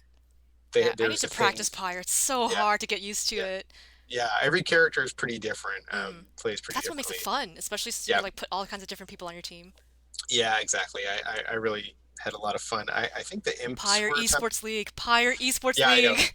The imps were super fun too. I mean, they had some really kooky abilities where Hmm. like, oh, the imps. You know, there we would sometimes we would do kind of local multiplayer tests at the office Uh-huh. and play against each other, and people would do crazy strategies where, there's the one where when an imp dies somewhere, it leaves a little portal that you can teleport to. I So the have not played strategies enough to know that, but go on. there's one of the ability upgrades you can take is that. Hmm. And so you just kind of get your imp across the map and die, and then you just like run into your little teleport hole and go and score. You Oh like my put it right god. behind. Now you're thinking with portals. Yeah, and then I think May or Bay or whatever you want to call her has Hmm. Yeah. has one where you can press the taunt button and she'll just kind of jump like Right. all the way to the ball, Yeah. um, to the orb, and that one's pretty rad too. You can use some crazy stuff where and then there's one where you switch places. I think Tamitha has that, maybe Pamitha. Is it Tamitha or Tabitha? Tamitha, Tamitha, okay. Tamitha, and Pamitha. I That's what forget. I was thinking of. Yeah, I forget. I think it's Pamitha is in the party. Um, but yeah, you can. She has one where she'll switch places with somebody, I believe. Hmm. So I forget how you use that combo where you switch places with somebody and then teleport to the thing. Oh And my yeah, god.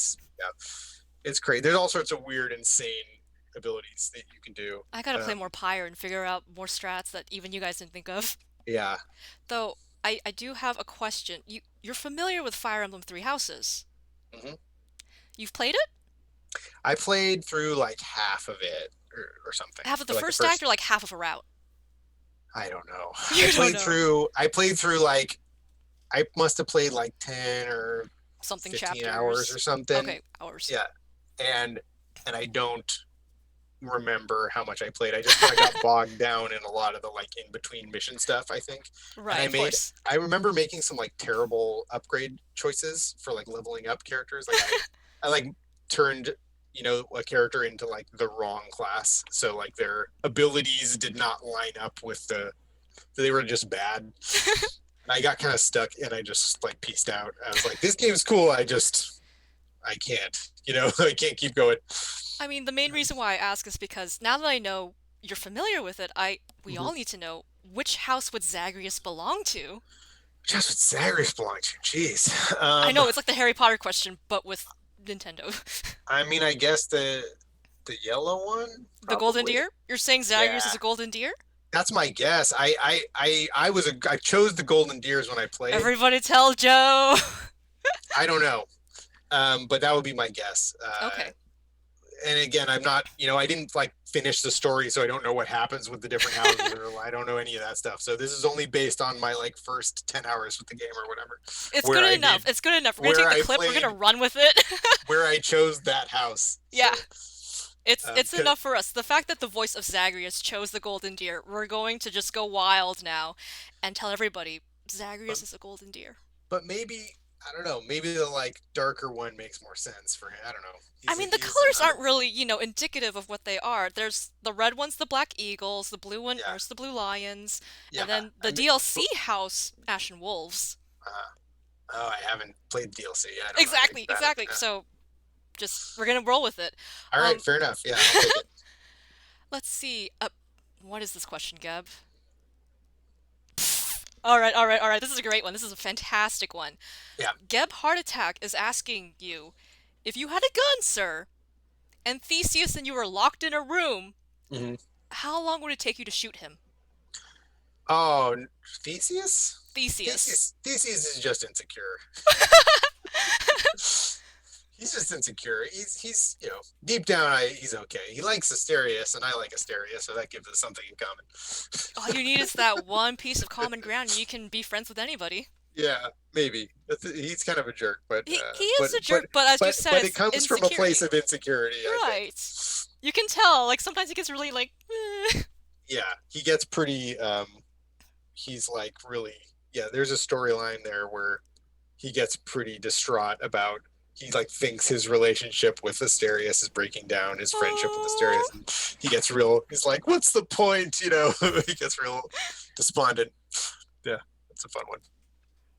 Let's see what else there is.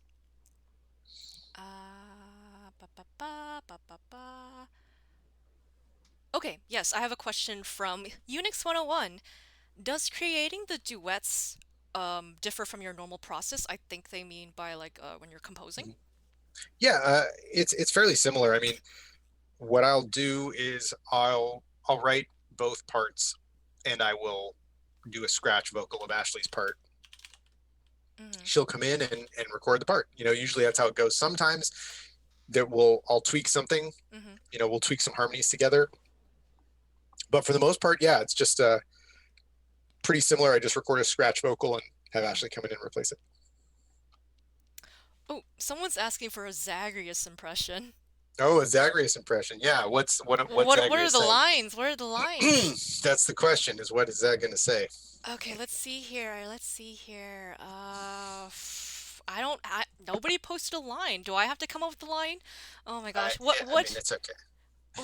What shall You can we say have? something from the game too. I mean, that's always an option. That's always an option. What is everybody's favorite Zagreus quotes that we want to hear live? Yeah, that's a good question. There is a bit of a delay between you and me and then when the stream hears us, so it might take a Sure. while for those questions or lines to I filter gotcha. Yeah, in. yeah. Let me think though of what my favorite Zagreus line is.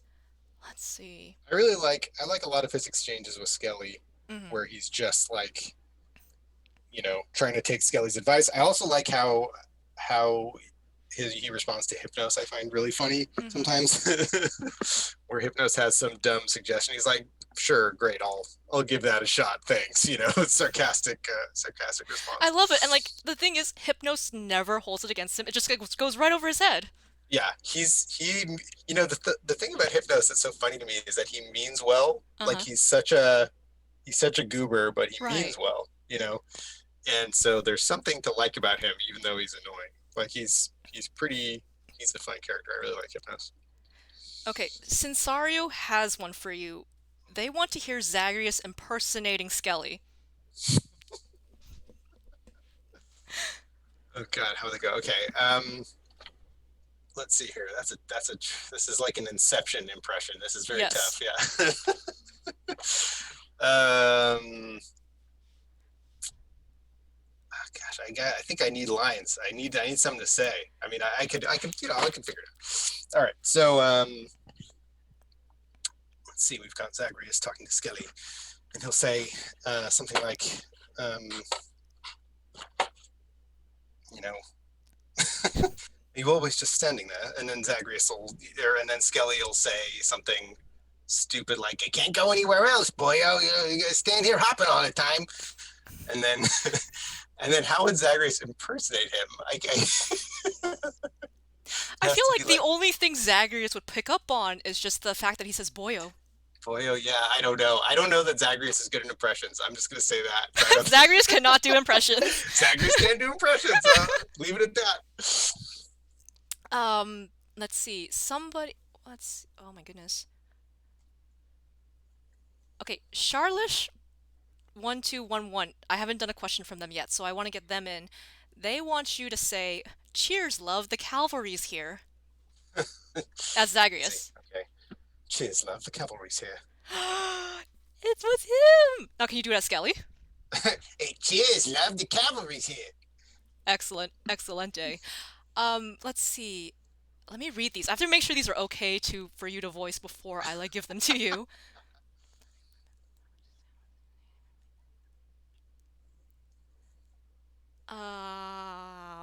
I wish I had come prepared with lines for you too, because I could have written stuff. But Oh no, yeah, it's all oh, good. here we goes.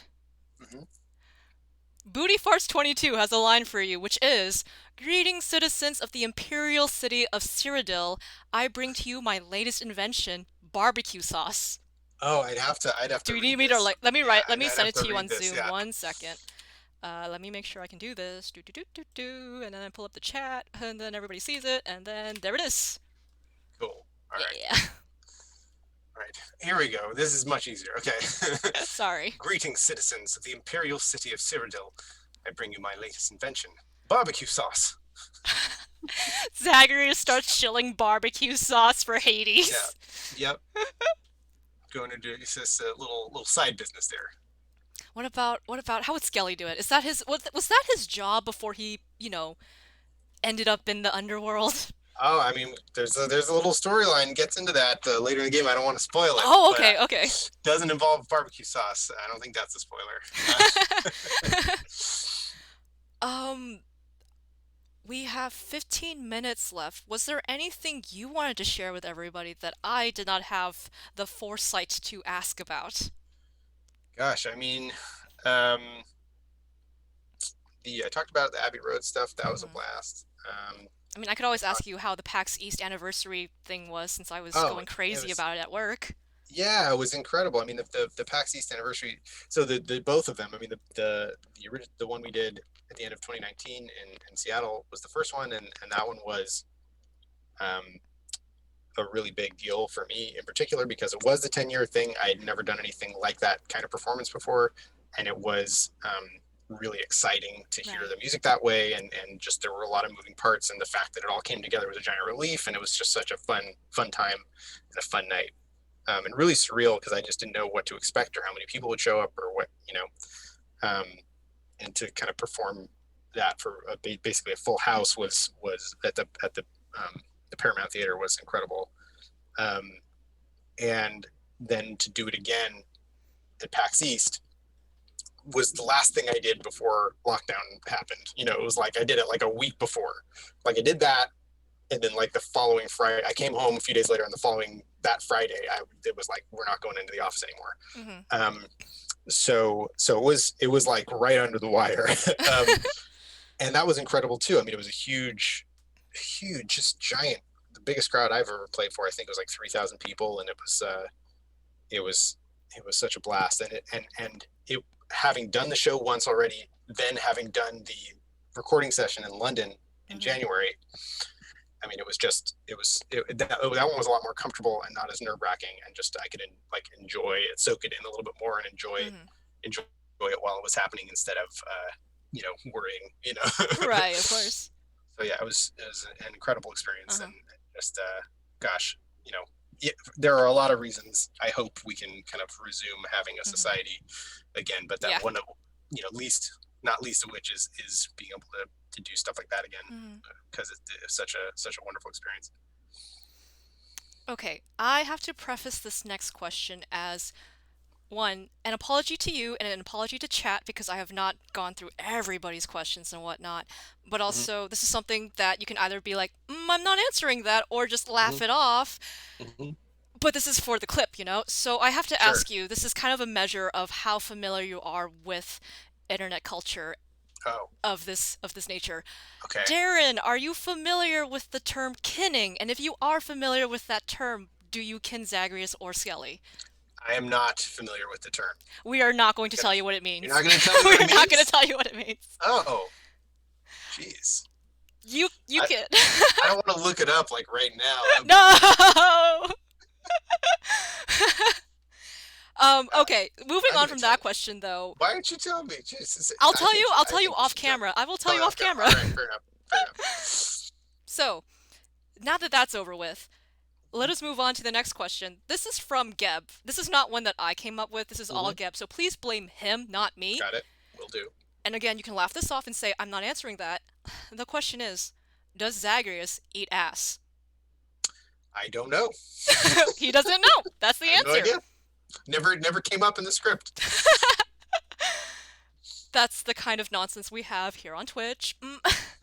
Anyways, I guess we have how many minutes left? I think 12? I don't want to hold you over, so. Yeah, I guess. Yeah, I appreciate it. Thank you. Yeah, I mean, the I could talk a little bit about the response to the game and just Yes.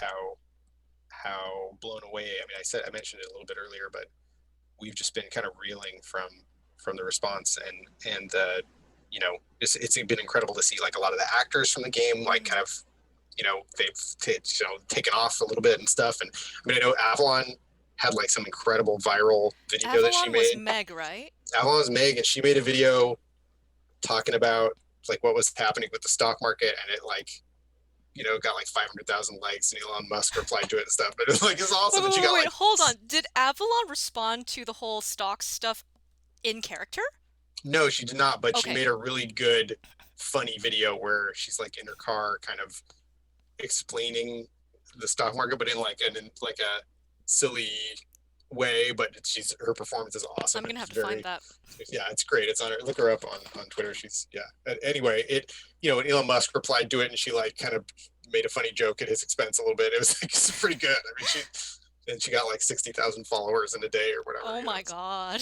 Yeah, yeah, she properly had a viral thing happen. Yeah, so I'm just really happy to see a bunch of Hmm. the actors getting more interest in stuff because of Hades. It's so awesome to see. Um, I mean, well, that partially because of Hades at least. I feel like at this point, Supergiant's kind of graduated from indie almost. You know, like you're in front of everybody's eyes now. I mean, yeah, we're still an independent Of company, and course, of course. we're still under 20 people, Hmm. and it is incredible to hear some that kind of a sentiment that we where the it seems that the reach has expanded beyond that that an independent game often has, which we are definitely feeling some of that for sure. I mean, it's amazing. I mean, the game's been out, almost 5 months. Is that Only possible? 5 months? The game's been in 1.0 almost five Okay. months now, and it's crazy. I mean, it's still like people are still playing it. I mean, we still have like 15,000 people at the same time playing it on Steam and stuff like every Hmm. day. It's like, it's crazy to see that kind of stuff. So, um, yeah, I'm just blown away by the response and the accolades and the, all that stuff. It's just really, um, kind of mind blowing to see all Hmm. that stuff happen and the support and the fan love and all that Hmm. stuff and all the fan art and Hmm. it's just been wonderful to see all that stuff. I mean, how much of it, though, do you think is the fact that, Supergiant took the effort to have that sort of like representation of, having like a bisexual protagonist or, portraying like a polyamorous relationship that is possible. I'm not sure how much of it is that I just aspect of know it. that In, that kind of like helped it grow in the sense that people were talking about it because the writing's really, really, really good.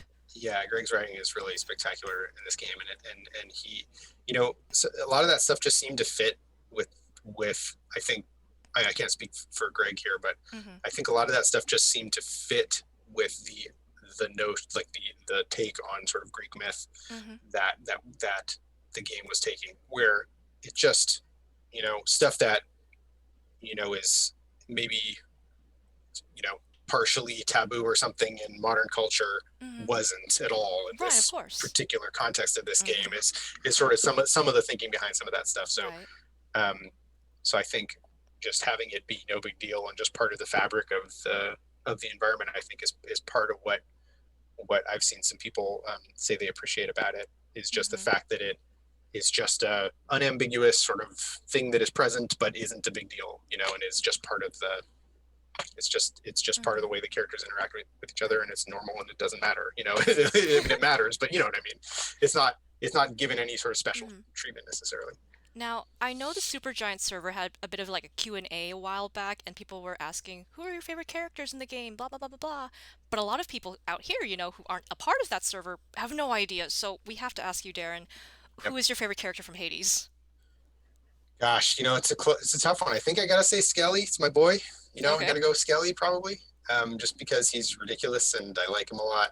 Dusa is another one of my favorites. I Mm-hmm. tend to like probably like the sillier characters overall. I Yeah, would say. of course. Um, yeah, Dusa and Skelly are my jam. Then I have to ask, your favorite Pyre characters. Sure, yeah. Favorite Pyre. I really like Manly as far as the antagonists go. He was Uh-huh. the like the evil sap guy. Okay. Um, Oh, the really annoying one, mhm. the fop. Yeah, yeah. He was Yes. a ton of fun, and Tizo is probably my other favorite Oh, I character in love that game. Tizo. Yeah, Tizo's great. My wallpaper's actually Pyre still. Um, so those are your favorite characters. Now, what about gameplay wise? Mhm. Do you have a certain team you'd always bring out to the field? Yeah, I mean, I tried to mix it up. Mm-hmm. Uh, you know, it depended on how I was feeling at the moment. I really liked certain builds for Jodariel where you could equip her with a thing that made her have unlimited stamina for the Seriously? first for the first like couple of seconds or Okay, something okay. of once it starts, and then you give her the thing where when she knocks somebody out, she gains her stamina back. So I'm sorry, my phone's blowing up, so I'm staring at it like, what happened? But go on. so you could just essentially like run around with her and take everybody out at the beginning of every time it starts. Mm-hmm. So you just go and just nuke everybody with Jody, and get the orb with somebody, pass it to her, and just Mm-hmm. throw it in and score Yeah. 30 points. And yeah, I mean it was yeah, that's fun.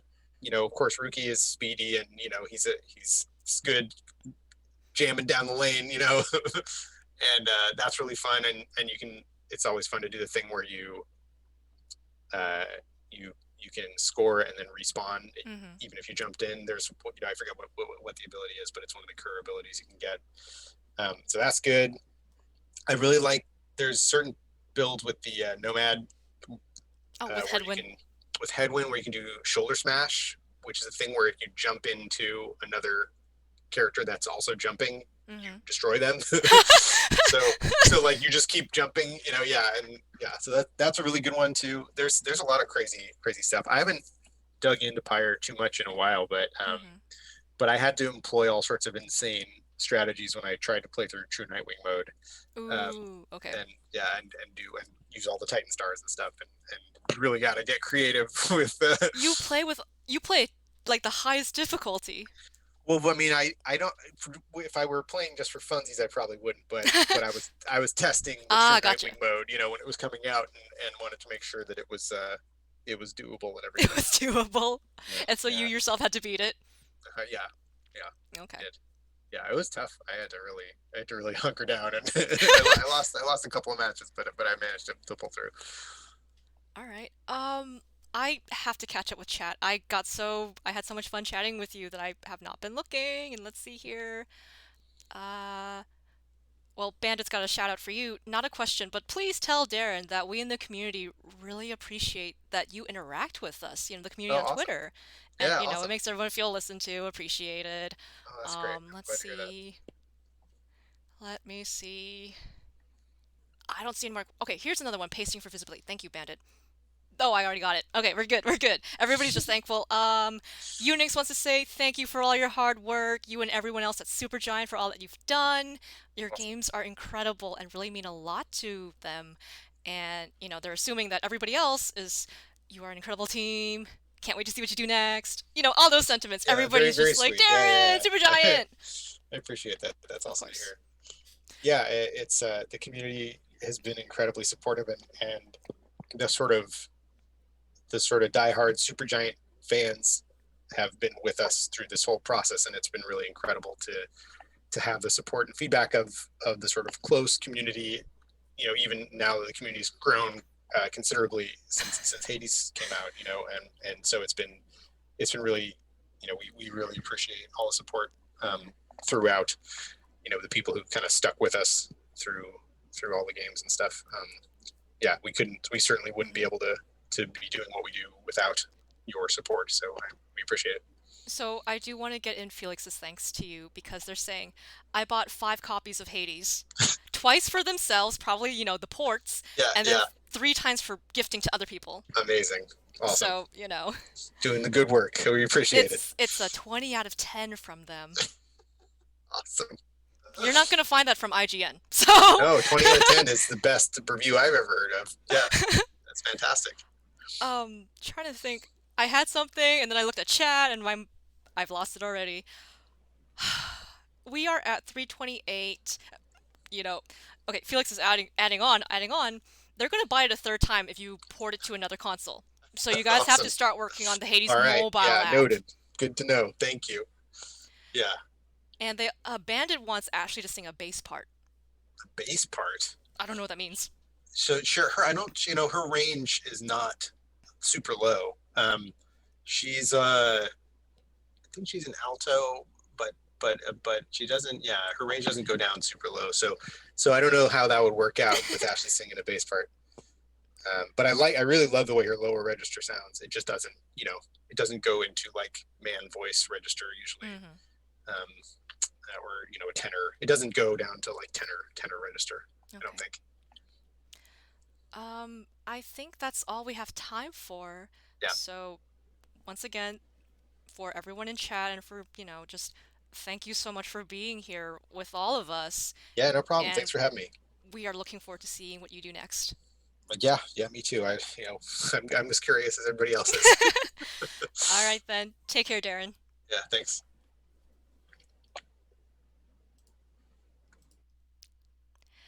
Hello, everybody. I'm so sorry that I didn't have a chance to catch up with chat. I'm gonna follow up with Darren later, but I'm still alive, so let's go through this list. What happened since? Oof. Okay, let's begin from here, from 2 hours ago. Thank you, Regicide339 for the subscription. Thank you, BootyFarts22, subscribing for 17 months. Hang on, Booty, you might actually have the new loyalty badge. I want you to see that. Thank you, Brian Roke, for following. Thank you, Bandit, for the follow. Leanne3, not another Esper. Not another Esper. Okay. Game Design Guy TV, Morzem, Dotoro3, Akia with the rate of 45 people? What? Um, let's see here. The Fallen Not Found, Laundry with, what is that, 5 Ys? Thunder underscore Catherine, Yai Sabai, Toxin Blue, Mauve Pikmin, Simguru Popcorn, I think that's Conquille, PSPBR, thank you for the stretch, Geb, and then Elemental Star Server, and Schmurdy. I think that's all that I missed. Um, what would you all like to do? Because I don't have to cook for another half hour. I can start in a half hour. Would you like to see some Hades gameplay, or do you want to just hang out and just chatting a bit longer? Otherwise, I can just go into the Discord and be like, "What's up? What's up? Should we raid someone who's playing Hades?" Tell me what you want. Just tell me what you all want. I need my tea. Thank you for everybody for coming, by the way. I was not expecting this kind of reception, to be honest with you. I knew it was gonna be big, but oh boy. Mm-hmm. Mm-hmm. Hey, Black Rabbit! Of course, of course! I'm so glad that you made it! Um, I actually. Thank you. This is my second time interviewing on Twitch. The first time was on Josicia's channel, actually. I'm still trying to get the VOD. Um, that was really great. Ren accidentally overlapped meetings, but what I caught was wonderful and so natural. Thank you. Thank you, Avocado. You were lurking? Aw, thank you. I'm so like, ah. I'm no longer starstruck by Darren, but I'm kind of starstruck by the fact that all of you showed up to support all of us, and I hope you all got some solid clips out of that. Thanks for asking him if he knows what kinning is. That was supposed to be a sub goal, but I'm too nice, so I just did it anyways. Oh yeah, thanks for. You're a VIP, Sensario. You're a VIP. Mm. What can we do? Now that everybody's kind of poppin', I do want to do this. Just, I hope that Nightbot, hello? Nightbot's not here. I was looking at. Now there's a clip of Zag saying, "Cheers, love, the cavalry's here, so thank you so much. You are very welcome. I have done my part for the fandom." um, there is a lot of stuff that it might actually be fun if we had, if I asked Darren if he'd be free after his next project and be like, "Yo, can we get some lines?" Something like that. I don't know. I can't make any promises. He's a very busy man, and, I am booked. What was my. I want to tell you guys my next interview, actually. It's. Who is it? Let's see here. I have my calendar, I think. Let me just switch over into it. Do I have the right one logged in? I do not. I don't have it. Kept you on background for the most part because of dumb work, but you did wonderful. Aww. I think the next one is going to be. No, it's not AKL. AKL is going to be the fourth week of February. Before that, I will have Andy, a friend of a friend. It's okay. I understand. I just wanted everybody else to have an opportunity, Bandit. But I'm gonna have a friend of a friend on, and we are not going to be talking about video games. We are actually going to be talking about what it means to be Asian in queer spaces, because I gotta bust out my Asian M degree.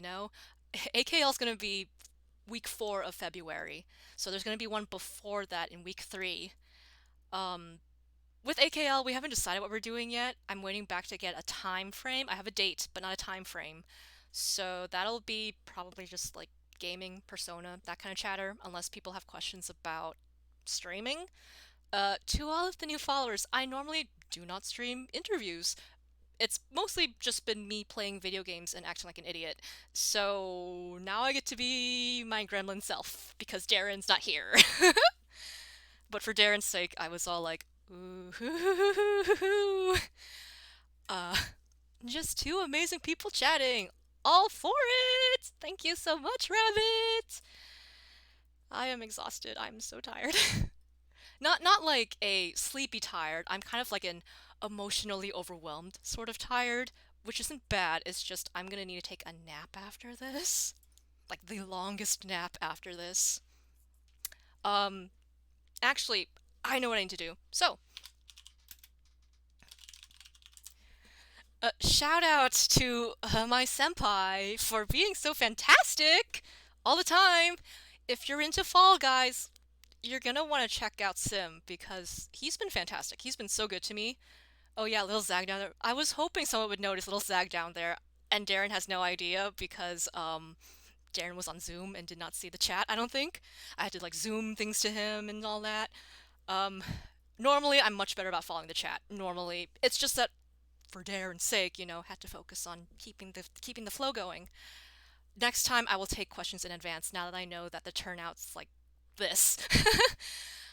And we will have to figure out a queue system or something like that because I want to be fair. Um please check out the panels. Please check out my panels. I need a moment cuz my throat. Whew. I think I can now look at Discord. I think I'm ready to look at Discord with all of you And why did my phone blow up? I'm so scared. Discord's not loading. Discord won't even load, so I'm gonna have to look at it on my phone later. I'm gonna have to do your task manager. Let me summon task manager. Oops, that's not task manager at all. Uh, I hope you all enjoyed the Zag command. We might keep it for future streams. I think it's adorable. I'm probably gonna have to like mess with it a little so that it's you know. Let's see here. Of course, Sim. Thank you so much for the lurk. I hope you enjoyed that, even though it was just kind of like, two people. You gotta do a name with it, Reggie. Here, let me show you. You gotta do like this. Uh, like this. By the power of Hades, I have received your message. Discord's fine for you? Okay, good. What? I have to restart the process. So I'm kind of a like variety streamer. I do a lot of gaming. I started doing Unity tutorials. Those are kind of fun. I did one so far. I'm hoping to do a second one pretty darn soon, but I don't know when I'm gonna have time for it. But if everybody wants to learn how to do Unity together, that's gonna be what we do. However, I have to give a caveat. Where I left off on the Unity thingy thing is that uh, instead of giving the objects how you say efficient and effective variable names, I just named them after a bunch of like streamers and like shoutouts and stuff like that, which is why Exoversus is now the parent of like a bajillion people, including Sim and AKL, and it's this whole meme now. I'll get the image for you guys. I might have it on my computer somewhere. I'll put it on Imgur, and then you can all look at it. Thank you so much, Booty. I know, gotta go, go, go, go, go. Thank you so much for doing that. I poached you from Joe. Go on out. Let's see here. Let me upload the thing, and then you'll see it, and you'll be like, what is this family circle? It was just kind of like on a whim, but where is it? Here it is. It'll not make sense unless you program. Well, maybe it will make sense if I explain it, but this is just for the lulz. Uh, Here you go. Ta-da! That is what I did on stream when I was programming. It's really stupid. I'm sorry. I do not program like this. Just as a heads up, do not do this when you program. Not unless you use a lot of comments and tell yourself, okay, this means that. Yeah. So, yes. Anyways, how are all of you? How are all of you? I am so happy to be here for all of you, with all of you. And please, by all means, tweet out the clips. Tweet out the clips. Use the hashtags. Let's do it. We're going to the moon. I'm taking everybody to the moon with me. You understand some of those shapes. Excellent. How good? How good? How are you? I am living my best life, believe it or not. I was not expecting any of this to happen. I kind of just started streaming like on a whim again, and then I don't remember. How did I end up finding out about Sam Unhinged's interview? Because it was through Sam that AKL was doing an interview with him, and then through AKL I met Sim, and then Sim led me to John Bonsai, and then John Bonsai led me to GT Rogue, and then now it's just this entire like, here we are. This is the entire homie crew. We're going to the moon. um, I'm really what? I'm not a streamer. I'm not a streamer. I'm first and foremost, I am a role player and kind of a programmer. Then what else do I do? I just make memes and shitpost and hang out in Joe's server and make fun of him, but like in a like, Joe, you Joe, come on, Joe, kind of way, but I don't know how Joe actually feels about me. Um, he's super busy, so he's a good guy. He's just super busy. But now we have a new golden deer meme. I have done my part to make a golden deer meme. Can you all tell Joe that I have brought Zagreus into the fold? I might be Blue Lions, but I got you guys Zagreus. Like, tell him I got you Zagreus from freaking Hades. Can you guys just shop Zagreus or like draw him in the golden deer outfit and just do all the things? Please do all the things. We need a hashtag for this. What should our hashtag be? What should it be? What should it be? What should it be? What should it be? Hmm. Hmm. Hmm. Hmm. I know. Dimitri Golden Deer mod. That is going to be the hashtag. Okay. Use that hashtag when you make any content of Zagreus. No, no, no, no. Dimitri Golden Deer mod. Use that hashtag when you make any content of Zagreus being a golden deer. Because it was all blathed. Tell him that. Oh my god. I need to melt into my chair now. I'm melting into my chair. I can't do this. Can I get someone on call with me? I need someone on call with me. Veer the Sag. Yes! Just do all the hashtags. Do all of them. Woo! I'm so tired. Oh my goodness. Okay, I still have 18 minutes with all of you. Veer the Sag. Unix, go on call. Unix, are you... Can I open Discord now? Yes. Okay, I'm on Discord. Unix, where are you? Hold on one second. It's starting. It might... I might... You've got class soon. Who wants to be on call? Oh boy. Oh boy. I'm scared. Unix is fantastic. I love Unix. I've had Unix with me on stream like once. Who's available? Who is available? Who is available? Who wants to be on call with me talking about Fear the Sag? And we have to explain that it's only because Darren didn't play the rest of Fire Emblem, but that doesn't matter. You have an hour. An hour is... You only get 17 minutes with me, so an hour's good. You had the crew with you on stream. Unix, where are you in my DMs? Okay, Unix. Unix, do you have any plugs once I get you on call? Unix. Unix. Calling Unix. Unix, pick up. Unix. Unix. Unix. Hold on, give me a sec. Okay.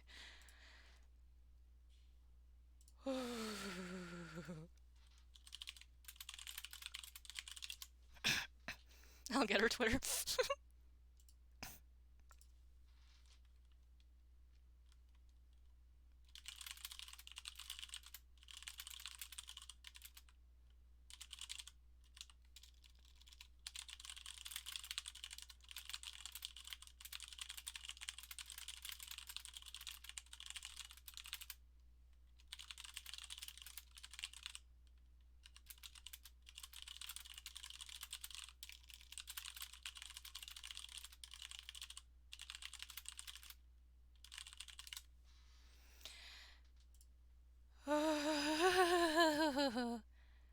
I am on the call and Unix is not on the call. I am on the call alone.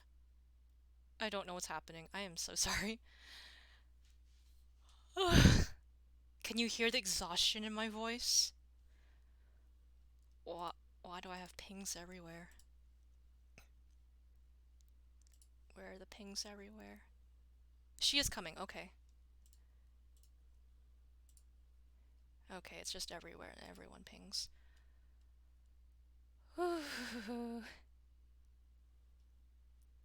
I know Unix's Twitter. We're waiting for Unix because Unix is preoccupied with something or another. Hello everybody, it's nice to meet all of you, all the new followers and whatnot.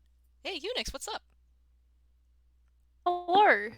Okay, good, I got you on the audio mixer. Stream should be hearing you now. Oh gosh, my voice. Disgusting. Shut up, your voice isn't disgusting. It's just so Australian. What's wrong with being Australian? I'm not even real. Shut up. This is It Unix. meets in. You are correct. And Okay, Rabbit. I need to Hello, clarify with Rabbit. you, Unix. Is there... do you want me to tell people, like, who you are, or do you want me to just, like, your stealth right now? Oh gosh. You can if you want. I don't think I'm that important. I think you are that important because you moderate for Greg Chun and Christian Lamont. Is it Lamont or Lamonte? I keep messing it up. Lamont is how he Lamont. pronounces it, but I've also heard it Lamonte, so. So it's Christian Lamont. And I've been saying it wrong this entire time. I feel so bad. I'm sure he takes no offense. Yo, should I get the It's really VOD hard for to them? anger him. Would they like the VOD, you think? It'll be fine. Don't worry. It'll be fine, you think. It'll be fine. I'm so sleepy. I mean, Greg Have was you kind been of like name dropped a couple of times. not Greg Chun though? No, no, no. Greg Chun was name dropped because people thought we meant Greg Chun. I had to be like, no, no, no, guys, Oh not wait, Greg really? Chun. I mean Greg Sovereign. Oh, that's so funny. Were you? Oh, you weren't here for that part, huh? No, I woke up like right before 9, and I was like, okay, You woke up okay, for okay. this? Yes. Aww, thank you. Do you normally not wake up this early? No. I mean, it's Darren Korb. You kind of gotta, like, you gotta hustle for Darren Korb. Dude, if the interview was at 5 a.m., I was ready. I would have been there. You would have just done an all-nighter, I'm sure. Probably, to be honest. I was on track for that. And I was like, no, I'll actually sleep. Luckily, I have an impeccable internal body clock. So I've not needed an I am alarm for I am anything. closing in on my like stream stamina like mark, but there's also the fact that I got maybe like 4 hours of sleep before this, so I am just GTA wasted. That is how I feel right now. My brain's like, But you did so well. you think I'm so? so proud of you. Yeah. I think this was like a lot better than when I did the Josija one because like I'm more comfortable around Darren as opposed to with Joe. I was like, Mm. I could feel my heart racing the entire time. I was freaking out. And then you started your own stream after you finished it to cool off. And then we raided you anyway. That was hilarious. Was that when I got the 300 person raid? It was right after the interview was finished. Oh my god. I got a screen cap of that because apparently I posted it to Facebook, but I don't know if when I posted to Facebook was the day that the video dropped. So I don't know. We're gonna have to like hit up Alex and be like, Alex, can we get the VOD for the Joe Zija with Ren interview, please? The people want to know what happened. You were dying so much in that interview. It was so funny. What do you mean dying But so it was much? funny in like an endearing way. Oh, you're talking about the technical issues? Oh yeah. Right, because I think when it happened, like, I called him on my phone. I didn't have my webcam or anything at the time. So it was like canny, Android, like calling in from like, you know how when people call into a radio show, the quality's just like really crappy? It was like that. Yeah. But time for the Joe Zija interview part 2, Electric Boogaloo. Yo, you think Joe would interview me again? Or he would let me interview him again? Maybe. Maybe. Isn't he super busy? Yo, that's right. I have Jor for Probably. you and my heccup Unix. You want to know what happened Oh, earlier? And Hina was like, Ren, what absolutely. did you do? So, you know Please. how in Joe's previous streams, he's got that command to like talk about how he wants underrepresented game developers amplified on his platform? And there's like a Google form, right? Yeah. So me, without asking, I take that form, I tweet about it, and then I at mention one of my contacts in the game industry, and then there was some delay between getting back to me, and then Hina's like, "Oh, oh, Joe doesn't have time to do those." I was like, "Oh, okay, that's fine." And then my contact came back and said, "I sent this to 600 people." And I was like, "Oh fuck." Oh no. So Joe Zija is about to get 600 forms, and his moderators are gonna have to sort through those. What have I I don't know if done? any of them are watching. What have I I know Booty stopped. I don't know if Arky's around or not, but done? an F in chat Can for I all get of an his F mods. in the chat? No, but Booty and Akia and Hina, they're all aware that this happened. Like I told them the moment it happened, I was like, I'm so sorry. But that is my power. No, I'm kidding. Not my power. It was a favor actually because when I did my programming boot camp, I met someone and like everybody at that point was just like, "Yo, Ren is the one who wants to go into game development." And so they were like, "Well, I know this person who was in game development and you should talk to them." So I talked to this guy. I'll just tell you out. His name is Zelnath. He runs a game design like consultation site and like curriculum and all of that. And he, I'm gonna drop his credentials. He used to work at Blizzard, and he worked on Ori and the Will of the Wisp, Oh, okay. the sequel, not Ori and the Blind Forest, but the sequel. He Yeah, worked yeah. on that, and so maybe he worked on the first one. I don't know, but when I first connected with Selnath, I think his going rate was like, for an hour, I charged 250 to talk to you about all your questions about the game industry. And I was like, hell yeah! I'm gonna pay this man to teach me how to make a video game. Woo! And Yes. yeah, so did I ever tell you that I went to a school that's like literally in the same city as like Blizzard's headquarters? Damn. Yeah. See you, Sensario. Thank you so much for dropping by. Flexing. So, Uh, my only game flex is that my friend's uni teacher or university teacher, was one of the I think there's like 2, 3 devs mhm, for Untitled Goose Game. That's mhm. my big flex. That's really cool though. I think that's awesome. Like it's really cool to like I don't know them, but it was befriend. my friends. Ooh. Well, I mean, still, you could reach out. I mean, that's the thing about networking. Networking workshop. Woo! The thing with networking is that as long as there's some sort of like degree between you two, like you have like a mutual connection, the idea is like, "Oh, you're associated with this person and I trust them. I trust you, therefore, you know?" So like you shouldn't be afraid to reach out to somebody who's like a friend of a friend. I'm I just saying. mean, I have zero contact with them, and it's also like you don't, at least here, you often don't keep in contact with your university professors. That's fine. I mean, for me, I didn't have contacts when I started programming or anything like that. Like did I tell you like I cold messaged Darren. I cold messaged him. I went on LinkedIn and I found him and I messaged him and I was like, "Hey, you're really cool and I like your video games. Will you connect with me? Can I like email you?" Senpai, connect with me. And then he was like, "Yeah, of course." And then I think it took a while for him to get back to it because like he doesn't check his LinkedIn. And so he's like, "Oh yeah, here's my email," because I never check LinkedIn. So then next thing I know, I'm emailing Darren Korb, and Oh then like yeah, I I got never too checked nervous to it email him either. back. So I was just like, "Oh," I sent him one email, asked him one question, and then disappeared. And then a year later, I was like, "Remember that time I emailed him? Maybe I should email him again." And then I was like, "Hey Darren, would you mind answering a few more questions?" And he's all like, "You're in the area. Let's meet up." I was like, "What?" And that's how I got, that's how I got to this point. But I can't So tell you famous about now. the Yahtzee day. You were telling me about it, but I do want to know more. Okay, what do you want to know more about Yahtzee Day? Since everybody is now aware of the situation, we went to Victory Point, which is a game cafe in the Bay Area. That's as specific as I will get. I'm sure if you Google it, you will find it. Shout out to Victory Point! What up?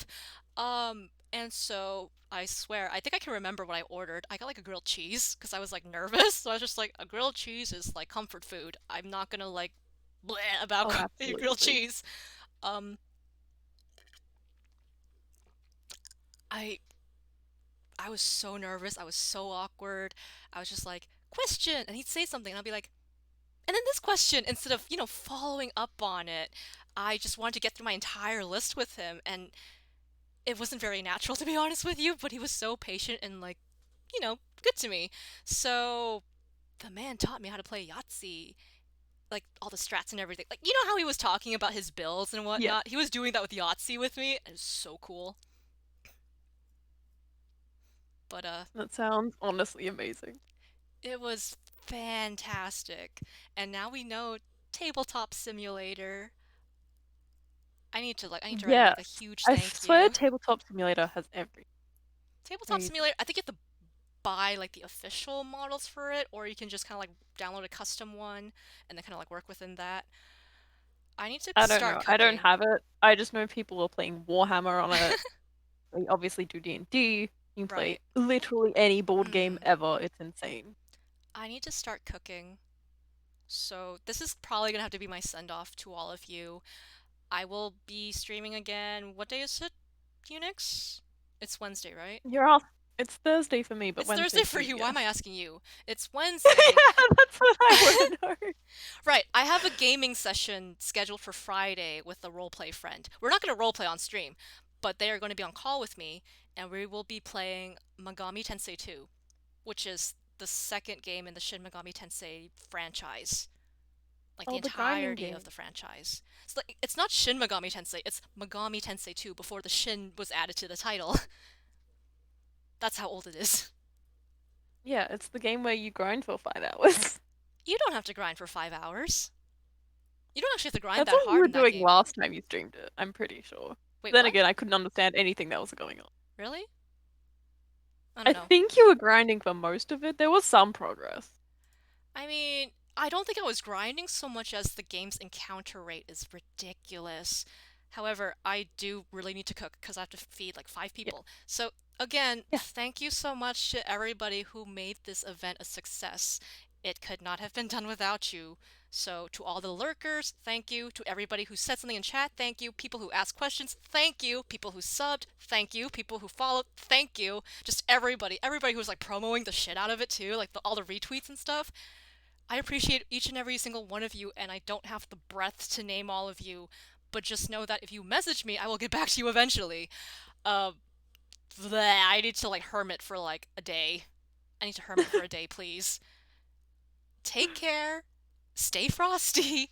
We will be live again on Friday if I don't just feel like, oh, I'm gonna play video games on like Thursday because I have time to do. I probably shouldn't stream on Thursday, but anyways, have a good rest of your evening or morning or afternoon or whatever it is. Maybe there is no sense of like day or night. Maybe you're in the underworld and there's no escape and you're just like, well, fuck. But again, take care. Bye. Bye, everyone.